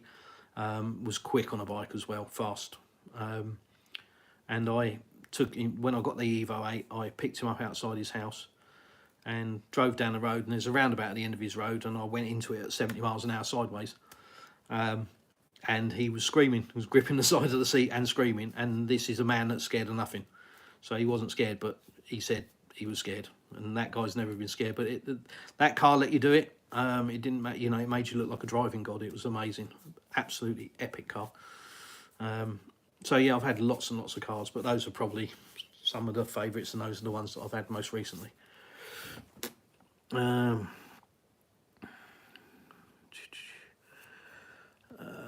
Vehicle speeds. What are the various speed limits in Russia? Motorsports teaches you to look ahead as well. You become proactive instead of reactive. Yeah, absolutely. Yeah, and you do on a bike because it's what keeps you alive. I've had 2 big crashes on bikes, so I am lucky to be here, really, because they have been big crashes, big crashes. Yes, speed limits. So there's a funny thing in Russia, or certainly in my area, I don't know if it's across Russia. And before I came here, my stepson said to me, don't worry about the speed limit because you can go 20 over. I said, what? And he said, yeah, if you see a speed limit that's 40 kilometres an hour, it's actually 60. Didn't make any sense to me till I came here. And no, he's right. So all the speed cameras and everything, they are set to at least 20 kilometres above the speed limit. So in a 70 kilometre, everybody does 90. Russia, baby. Yeah, they are varying speed limits. You know, in the town of Anapa, there's a section of road that has got like I think it's like a 70, and then it goes to a 40 for about 100 yards. Or it's a 60 and it goes to a 40 for about 100 yards. And the damn camera catches me every time, because I'm, you know, it's a 60, so clearly I'm doing 79 or 80, as is everybody else. And then we go into a 40, and yeah, the damn thing catches me every time. So I've probably had about 10 fines off of that damn camera, which is £2.50 is the equivalent for the fine. I've spoke to a guy that had to get to Sochi for an emergency, and so he didn't care about the speed limits. And Sochi, on the way to Sochi, it's renowned for having lots of cameras, and by the time he'd got from Anapa to Sochi, he'd racked up 300 quid in fines, which is a lot out here. So But yeah, it was an emergency and he had to get there. But yeah, so I wouldn't say it's a deterrent. They're certainly more hot on white line infringement. You know, you go over the white line, you know, and they'll put drones up to catch you doing that. So they're hotter on that. The speeding really is left to the cameras. That tends to enforce it. Yeah, you know, there's arguments for and against. I can honestly say I don't drive any differently conscious of speed limit here than I did in the UK, even though here it's £2.50, in the UK it was 60 quid. In the UK you just get pissed off with it because it's an absolute liberty, it's a tax, and you know, and they say, oh, you know, it makes the road safe. Does it, hell? You know, everybody knows that a speed camera, the safest bit of road in the world is 100 yards either side of a speed camera, but outside of that, it's rubbish. It's got nothing to do. And, you know, I did speed awareness courses and I had these idiots, and I call them idiots because one openly admitted to speeding regularly and was lecturing me about speeding and was, you know, one of these people that was taking a course for speed awareness. So I just said, I'm sorry, I can't, how can I listen to you? How can I take anything you say seriously when you've just admitted to speeding yourself and you're here telling us that we're naughty people for speeding? And I just, you know, I don't wrap my head around the whole mentality of speed kills, speed kills, speed kills, speed kills. Bad drivers kill. Stupid mistakes kill. It isn't speed related. And I was having this discussion with one of these instructors. He said speed kills, and I said, no, it doesn't. Yes, it does. It's been proven, speed kills. And I said, I'm sorry, no, it doesn't. Because if speed kills, every dragster driver would be dead. It isn't speed that kills. It's, you know, something going wrong or it's stupidity. And then we got into the whole, yeah, but it's reaction time and at this speed and that speed, and it's been proven and this, that and the other. And he started quoting statistics about at 40 miles an hour, X amount of people are dead and this, that and the other. And, you know, the statistics are based on 20, 30, 40-year-old studies. They're not based on modern cars. They're based on modern brakes. You know, the braking distance in the highway code is completely irrelevant to modern vehicles. So yeah, get on my high horse about speeding. But I think the point I'm making is, although the speeding fine is £2.50 here, the fine isn't the deterrent for speeding. It is just the, I suppose, the respect for other people, you know. And yes, you still get people driving like weapons, absolute tools. But they tend to pick the spots where they do it. Not always. Weddings are funny. For some reason. I don't know whether that means if you're getting married that your wedding entourage has a licence to drive like an absolute bellend. But that seems to happen. But generally people, you know, just, there's a lot more respect here. And like I say, I haven't seen one incident of road rage. Not one. So it should tell you something. It's certainly not the speeding fine that's the problem, and so that's not a deterrent. In the UK, it's used as a tax. That's all. It's nothing else. Blimey.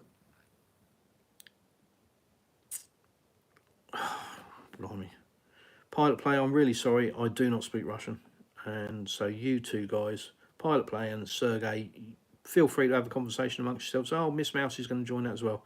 Thanks, guys. Leave me out, yeah. Cheers. In the UK and Paris, the roundabouts are crazy. Okay.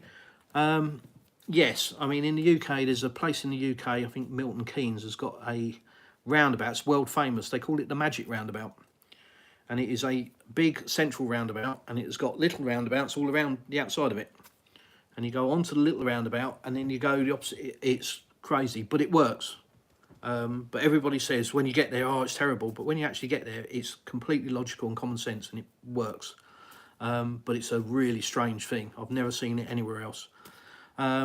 Spain, when I was there, the roundabouts weren't really roundabouts. They were a roundabout with the road that went through the middle of them. So if you wanted to turn left, you went right first. So you didn't just go along the road and then turn left. You went along the road, turned off right and then came round like a roundabout and then waited at the junction to then cross the road, which was strange. Here in Russia, I've seen a different type of roundabout where you actually stop on the roundabout to allow traffic coming from the right. I'm not saying that's the norm, but there's one down the road from me. And it is very bizarre, and it's only one direction. So this roundabout has 3 exits and entries onto it, but only in one direction. If you're on the roundabout and you're coming round it, a car can come from the right and you will give way to it and allow it to come onto the roundabout, which is a bit weird. Nearly caught me out the first time, because I saw the car coming and thought, well, I'm on the roundabout, I've got the right of way, and it realised that he had no intention of slowing down. So I stopped and then realised that, yeah. So I've learnt that roundabouts are interesting here as well.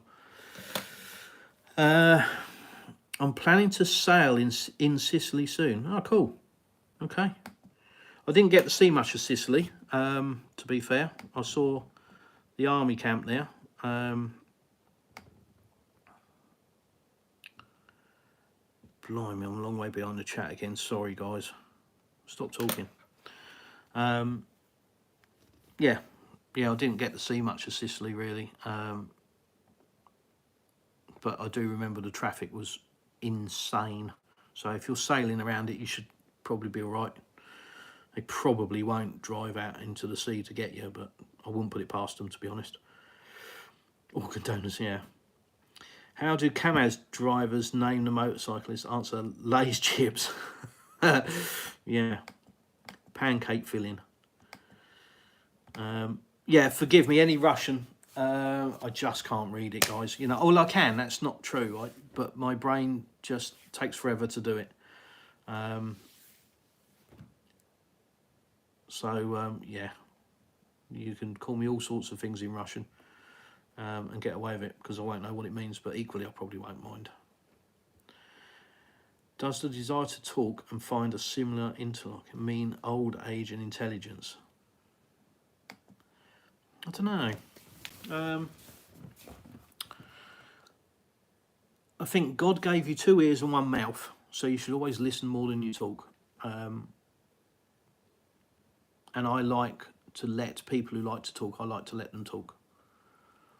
But equally, I like to talk as well. And, you know, if somebody asks me a question, I try to give them an answer. I like talking to people, I like helping people. Which is a bit odd because I don't speak Russian and I'm in Russia. And the only person that speaks English is my immediate family that's here. So, I don't know, maybe I've pulled the ultimate trick. Maybe I am living every man's dream of peace.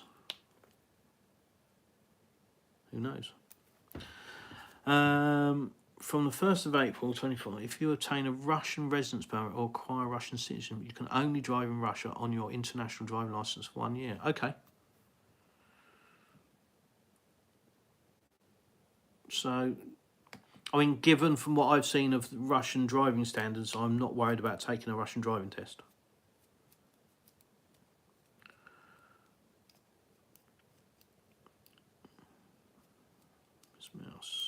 In Germany, this time is even short, 6 months. And one has to go to German driving school again and pass all the tests in spite of already having a driving licence. But yeah.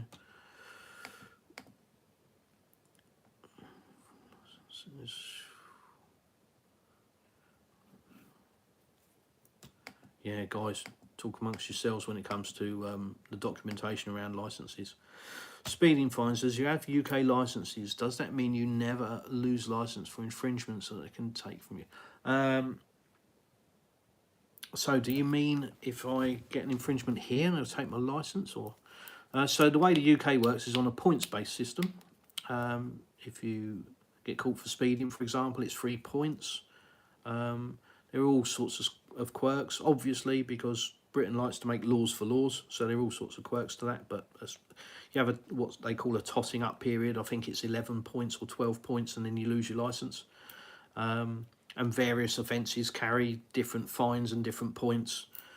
And there are obviously exceptions to all of that because, of course, as I said, we like laws for laws and exceptions for laws. So, But yeah, no insurance is like 5 points, I think, on your license, etc. So yeah, so you do lose your license, yeah. Russian police guy comes to his boss and says, "I just got a child. Can you raise my wage?" His boss raises his wage, 50 grand per month. 1 year later, he comes again to his boss and I'm off. Okay. Speed kills. It's the lack of driver education and understanding the physics of the vehicle in your control. Yeah. Yeah, it's not the actual action of speed. 200 miles an hour doesn't kill somebody. That's been proven by land speed records. So I don't subscribe to the speed kills theory. You know, stupidity kills. You know, as somebody once said about parachuting, parachuting doesn't kill people, it's the ground that kills them.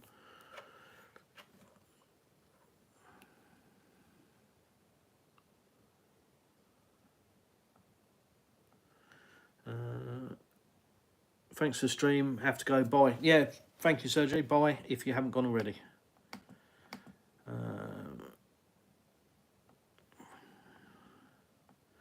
I've got some really good jokes. Well, I think they're really good. And I may tell them one day. Might do.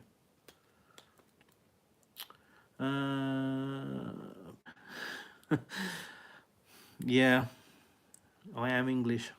So, yeah. If you could bring 3 things in your suitcase to Russia from the UK, what would they be? Okay, Marmite, Marmite and Marmite. Yes, David, you know Marmite. Marmite, gravy granules. I like to cook, so is there anything that I would get from the UK that I can't get here or make do with? I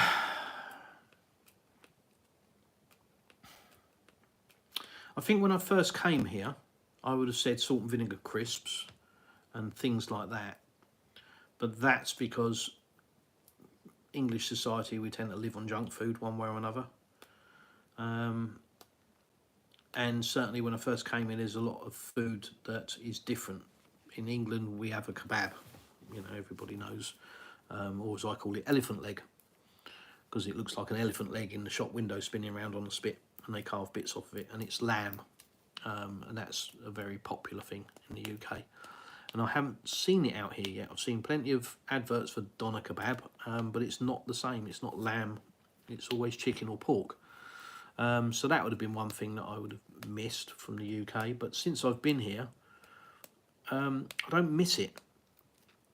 So, you know, we still have a curry every now and again. Does it taste the same as the UK one? No. It's different. Is it worse? No. It's just different. So I don't know what I would bring. But it would be Marmite, definitely. And it would be gravy granules, because I haven't quite weaned myself off of that, and I'm still searching for a solution to gravy for a Sunday roast. We sort of do something that's similar-ish, but it's too salty. So, yeah, so gravy granules, Marmite. Can't think of anything else, to be honest. Don't know. Happy with what I got. Losing licence, yes, UK licence in Russia has same system as UK points. Okay. You're a good man. When will you get citizenship to be a local councillor?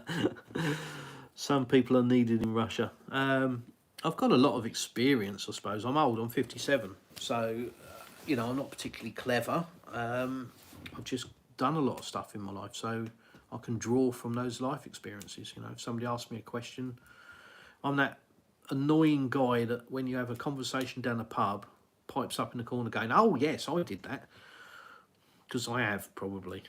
I've done a lot of stuff in my life, and I know, you know, I've known a lot of people in my life.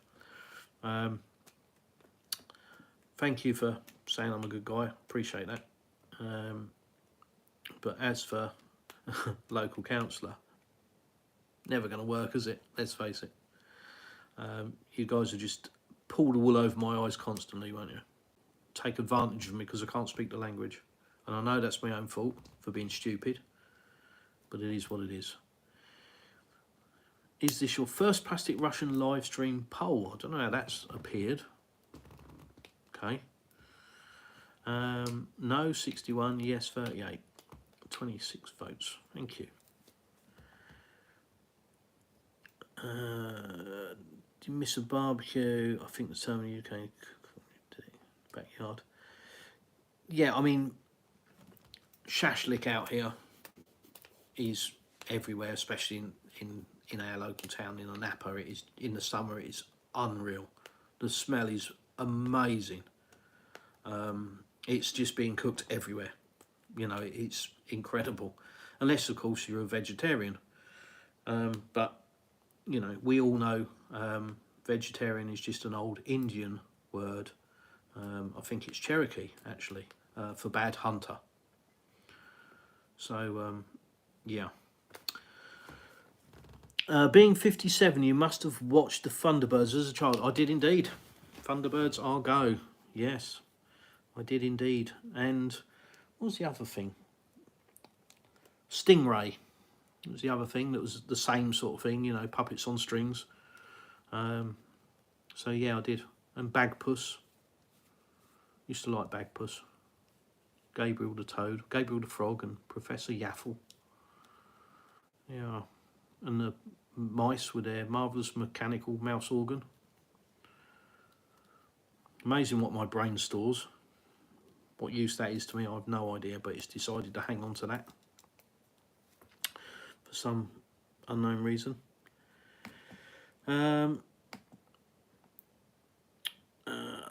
Is there any English food you can't find in Russia? Marmite. Don't know if I mentioned that. Bisto gravy granules.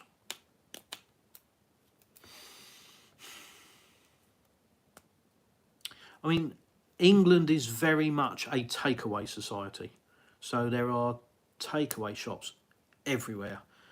Here in Russia, there are shawarma shops everywhere. But the variety in the UK is greater, I think, but it is all fast food stuff. So you have curry, curry, you have Chinese food, you have Thai food, you have all of these different varieties, but it's all takeaway stuff, you know, and most of it is really not good for you.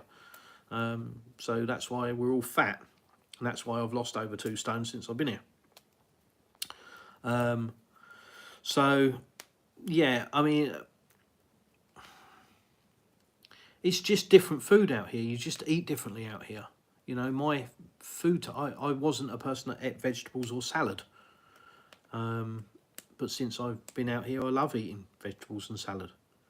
So your tastes and the type of food that you eat changes when you come to Russia.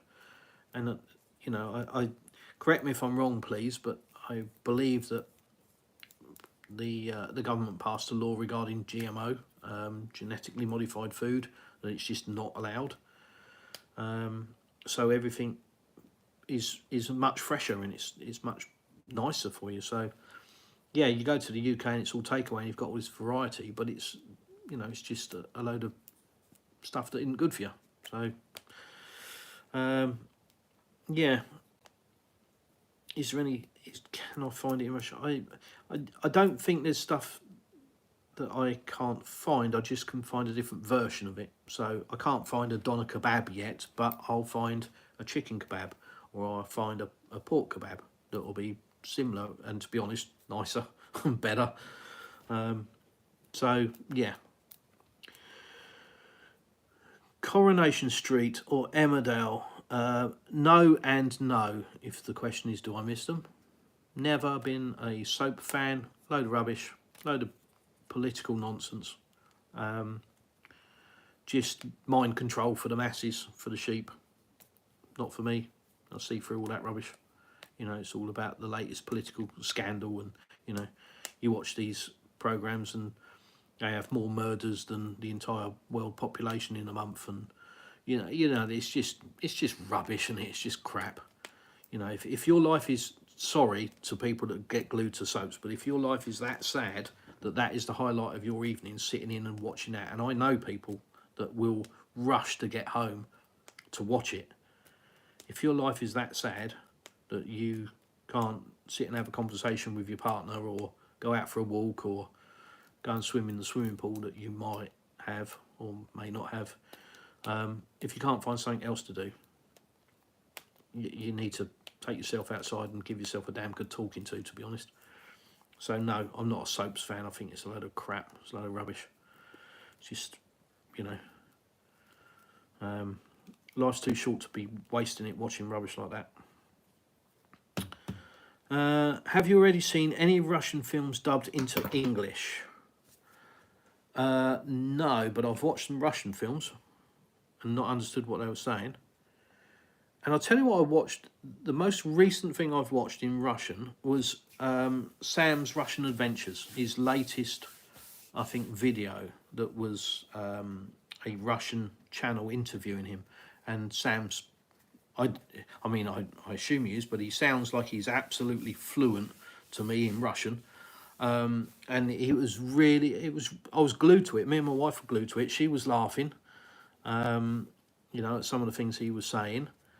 And yeah, I was glued to it. I didn't understand a damn word that was said, but it really flowed, and it was just a really, you know, really good program. Really enjoyed it. So if you haven't seen it, get over there and watch that. It was brilliant. And while I'm talking about other YouTubers and brilliance, Russell's recent Moscow Changing of the Guard and the apartment in Moscow, definitely worth watching. Really good. But no, I haven't seen a Russian film dubbed into English, although our TV will give us subtitles, but we don't watch telly. We bought a 65-inch TV and don't watch it. It looks good on the sideboard, but yeah, watch a bit of YouTube on it, I think, sometimes. I think there's a channel I watch on there sometimes, The Plastic Russian. Don't know if you heard of it.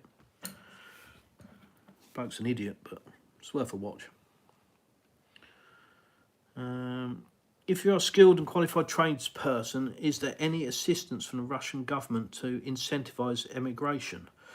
I'm not the person that can answer that, to be honest. That would be something that you would have to do some research on. My mind is sort of saying yes, but I don't know why. Maybe it's heard something and has remembered it and it's going, yes, there is, but I don't know why. So do some research on that. But what I can say is unemployment rate is next to zero, and there's a lot of opportunity here. So I think Russia is keen to promote to people that are useful and want to start a new life. I only rush home for Countdown. 4 big and 2 little ones. Yeah, well, Carol used to be a bit of a thing to go and look at, didn't she? And then, of course, it was 8 out of 10 cats and that other girl, I can't remember her name, who's a more glamorous version of Carol. What's her name? 8 out of 10 cats with Jimmy Carr and the girl who's amazing at maths. Can't remember her name. Rachel Riley. There you go, Rachel Riley. Great Russian films on YouTube with English subtitles. Yeah, if I was a TV guy, then I probably would, and I know probably should, just because they're Russian films, and I should start to try and understand them. But I don't find the time to watch TV. YouTube takes up time, and the house takes up time, and just enjoying life takes up time. So yeah, I don't really have the time. Is there a TV license to pay in Russia? No.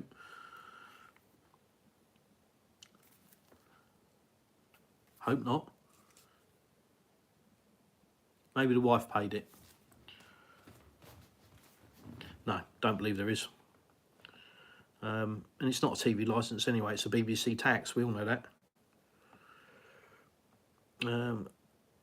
Would you like to make a son on Russian soil? I'm 57. Oh, sorry, I froze then because I've got a low battery. It shows how long I've been parroting on. So, would you like to make a son on Russian soil? No, I'm 57. Although my dad was heading towards that age when he had me. If he wasn't that age, probably was around that age, to be fair. But no, I've got 2 of my own children. I've got 3 stepchildren. No.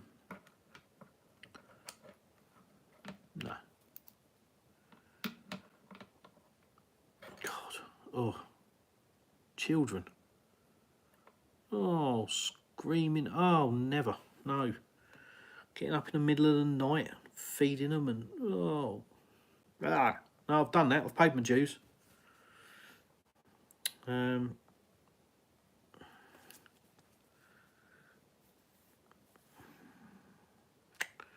New girl is actually married to a Russian guy. She even speaks Russian herself. Okay. New girl on Countdown or on 8 out of 10 cats. Either way, well, she'll probably lose her job then, won't she? The way the UK is. Making it life difficult for anybody that has any association with Russia. Absolute nonsense. Pure insanity. I use TV to wake up when I'm... Yeah. Let's face it, what's the TV any use for? The only thing a TV is any use for is showing the input that you give it, not the input that comes to it. If that makes sense. Plugging it into your laptop and then, you know, watching YouTube on it or something, that's what TV is useful for. Your 2 cats are your children. Yeah, well, no, I've got 2 children, plus the 2 cats. But yeah, the little black cat is my little boy, my little monkey. Never was a cat person, but I am now. Babies at our age, yeah, no thank you. Yeah, amen, brother. Anyway, it's time for my bed. Yeah, thanks for live and answering questions. My pleasure. Thanks for watching.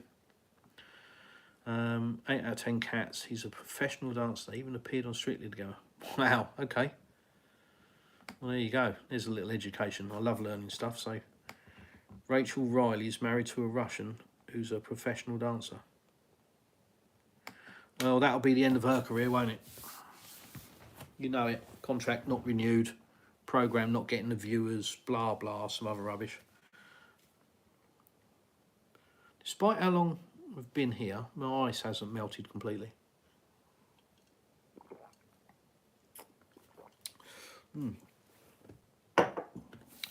No vodka. It's cherry.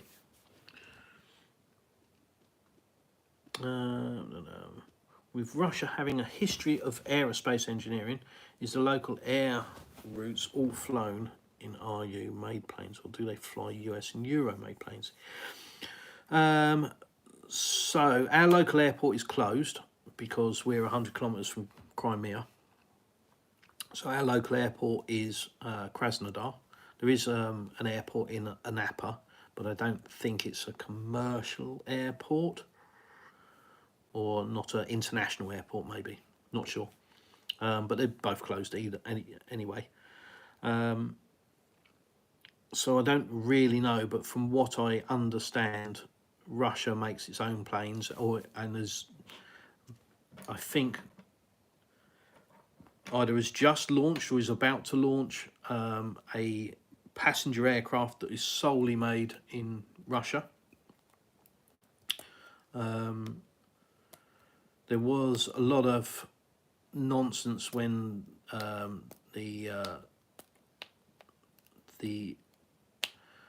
what can you call it without getting censored? The current situation started. It's like, regarding Aeroflot operating in the UK, and there were planes stranded because they couldn't be flown out because of maintenance schedules and all sorts of rubbish going on, you know, just political chess games. But I don't know. I mean, you know, the West is trying as hard as it can to make Russia its enemy. It's not the other way around, and I hope people understand that. It isn't. You know, all of this talk that Russia is, everybody needs to go on a war footing because Russia is coming for them and all that, utter crap. When you live here, you know that's just absolute rubbish, complete and utter nonsense. What does Russia need to take over France for? For what? What's France got to offer that Russia hasn't got already? Frog's legs? Get real. So, only Sukhoi Superjets are made. There was the Tu-214 restored recently, and maybe IL-96 will be restored. Yeah, I mean, Sukhoi, obviously, amazing aircraft manufacturer, isn't it?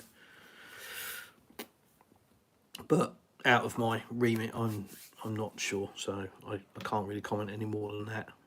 Airlines now are not allowed to fly over Russia on their way to China and Asia in general, so they lose competition.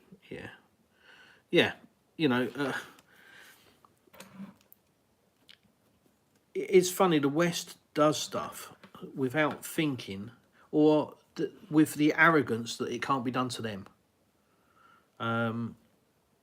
You know, it's like all of this money they're talking. I'm going political now, and I said I wouldn't do it. It's like all this seasoning of Russian assets, this 300 billion, you know, 200 billion I think is in Europe and 100 billion in the States. And they're, you know, seizing it, freezing it, whatever, stealing it. It's theft. It's taking something that doesn't belong to you.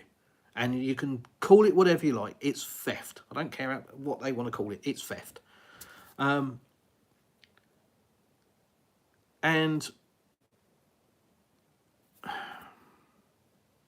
no, I'm not going to do it. No, I'm not going to do it. I'm not going to do it. It's not a political channel. I'm not going to talk politics. Other than, does the West not think that Russia can do that? Is the West so stupid? Does it not realise that Russia has Western assets? So that anything the West does, anything you can do, I can do better. It's just insanity, and I think it's led from a point of arrogance. We can do it because we are who we are, but nobody else can. No, nobody else will because it's wrong, but eventually they will because they'll just go, well, do you know what?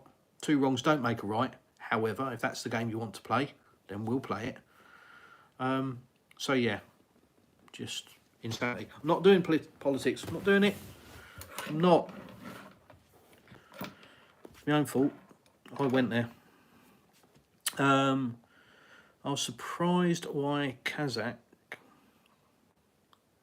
National Airline Air Estonia isn't flying to Russia anymore. Most are you operated by Aeroflot. Guess what? It's owned by Brits. There's the answer to that then, isn't it? Yeah. Oh, it's all just rubbish, isn't it? Let's face it. It's all rubbish. Christ almighty. Guys, I can't believe you're still here. It's 1:45 in the morning for me, I believe. And it's 11:15 in the UK. And you guys are still here. My God. I'll do another 5-10 minutes and then we'll wrap it up. I'm not tired. I could probably sit here and talk all night, but my phone will die, and then you will have the end of a live stream without understanding why. Have you had the experience of vodka with Russian men? So seriously in order, I remember half in the morning.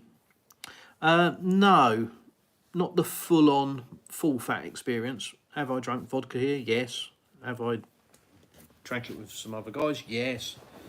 But no, not to the point of falling over yet. Yeah, I'm not a big drinker anymore. Used to be. In Britain I was a heavy drinker, but I'm not anymore. Health reasons and My wife, she's not a fan of big drinking, and out of respect for her, I'll have the occasional drink,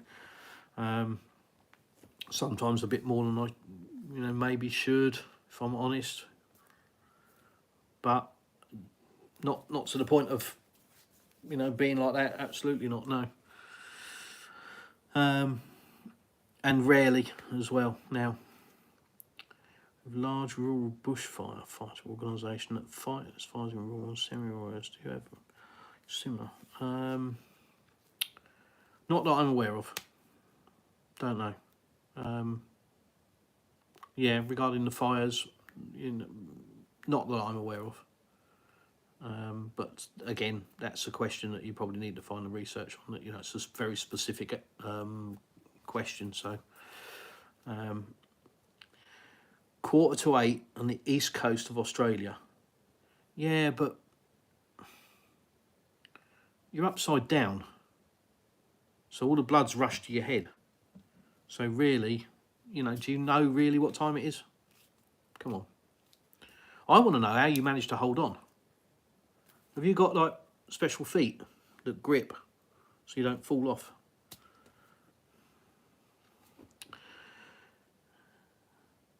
Free English lesson. Hi Chris, Pete. Hi Pete. You're late to the party. I'm just about to go to bed.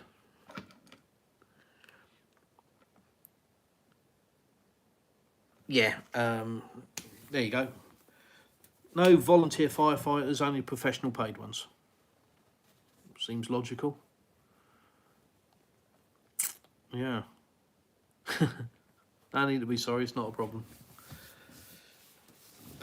Right, was there... I've got all this stuff that I was going to talk about, and I've done next to none of it.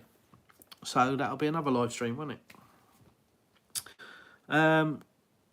Yeah, guys, thanks for coming. I'm glad I managed to catch up with the chat. Thanks for coming and putting your input in, sitting and listening to me waffle on. As always, ask me some questions. Send me a question on Telegram, and if there's something specific, ask it on Telegram. If there's something that you want to see on a video or on a live, then just let me know, and I'll do my best to accommodate it. I hope I've answered all the questions so far that I've been asked. There's just other stuff that I want to talk about, but if there is things that you want to know, just ask me. But yeah, we'll call it a night. Yeah, we'll catch up soon, mate. Store the questions for Saturday's 1,000 subscribers and champagne opening stream. Oh dear, I'll have to buy a bottle of champagne. I drank the last one. Trouble is, it's so nice. It is, honestly. You open a bottle and you pour it into a glass, and then the bottle's gone. It's too nice. Spokojna noche. Da. Yeah, so that's it. Thank you, guys. And before all the batteries die, we'll call it a day, and I'll catch you on the next live. And remember what I said. Join my Telegram. Ask me the questions you want to ask, and I'll see if I can answer them. So, if you're not subscribed, please subscribe. Please like the video, and do all of that YouTube-y stuff, and see if it bounces over 1,000 soon. That'll be great. And it looks like I shall be going live with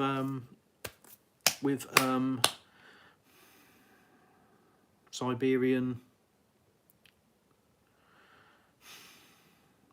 wilderness, wild Siberia. There you go. God almighty, it's embarrassing, isn't it? There's a reason I call everybody mate. Can't remember anything. Anyhow, thank you guys, and I'll catch you in the next one. See ya.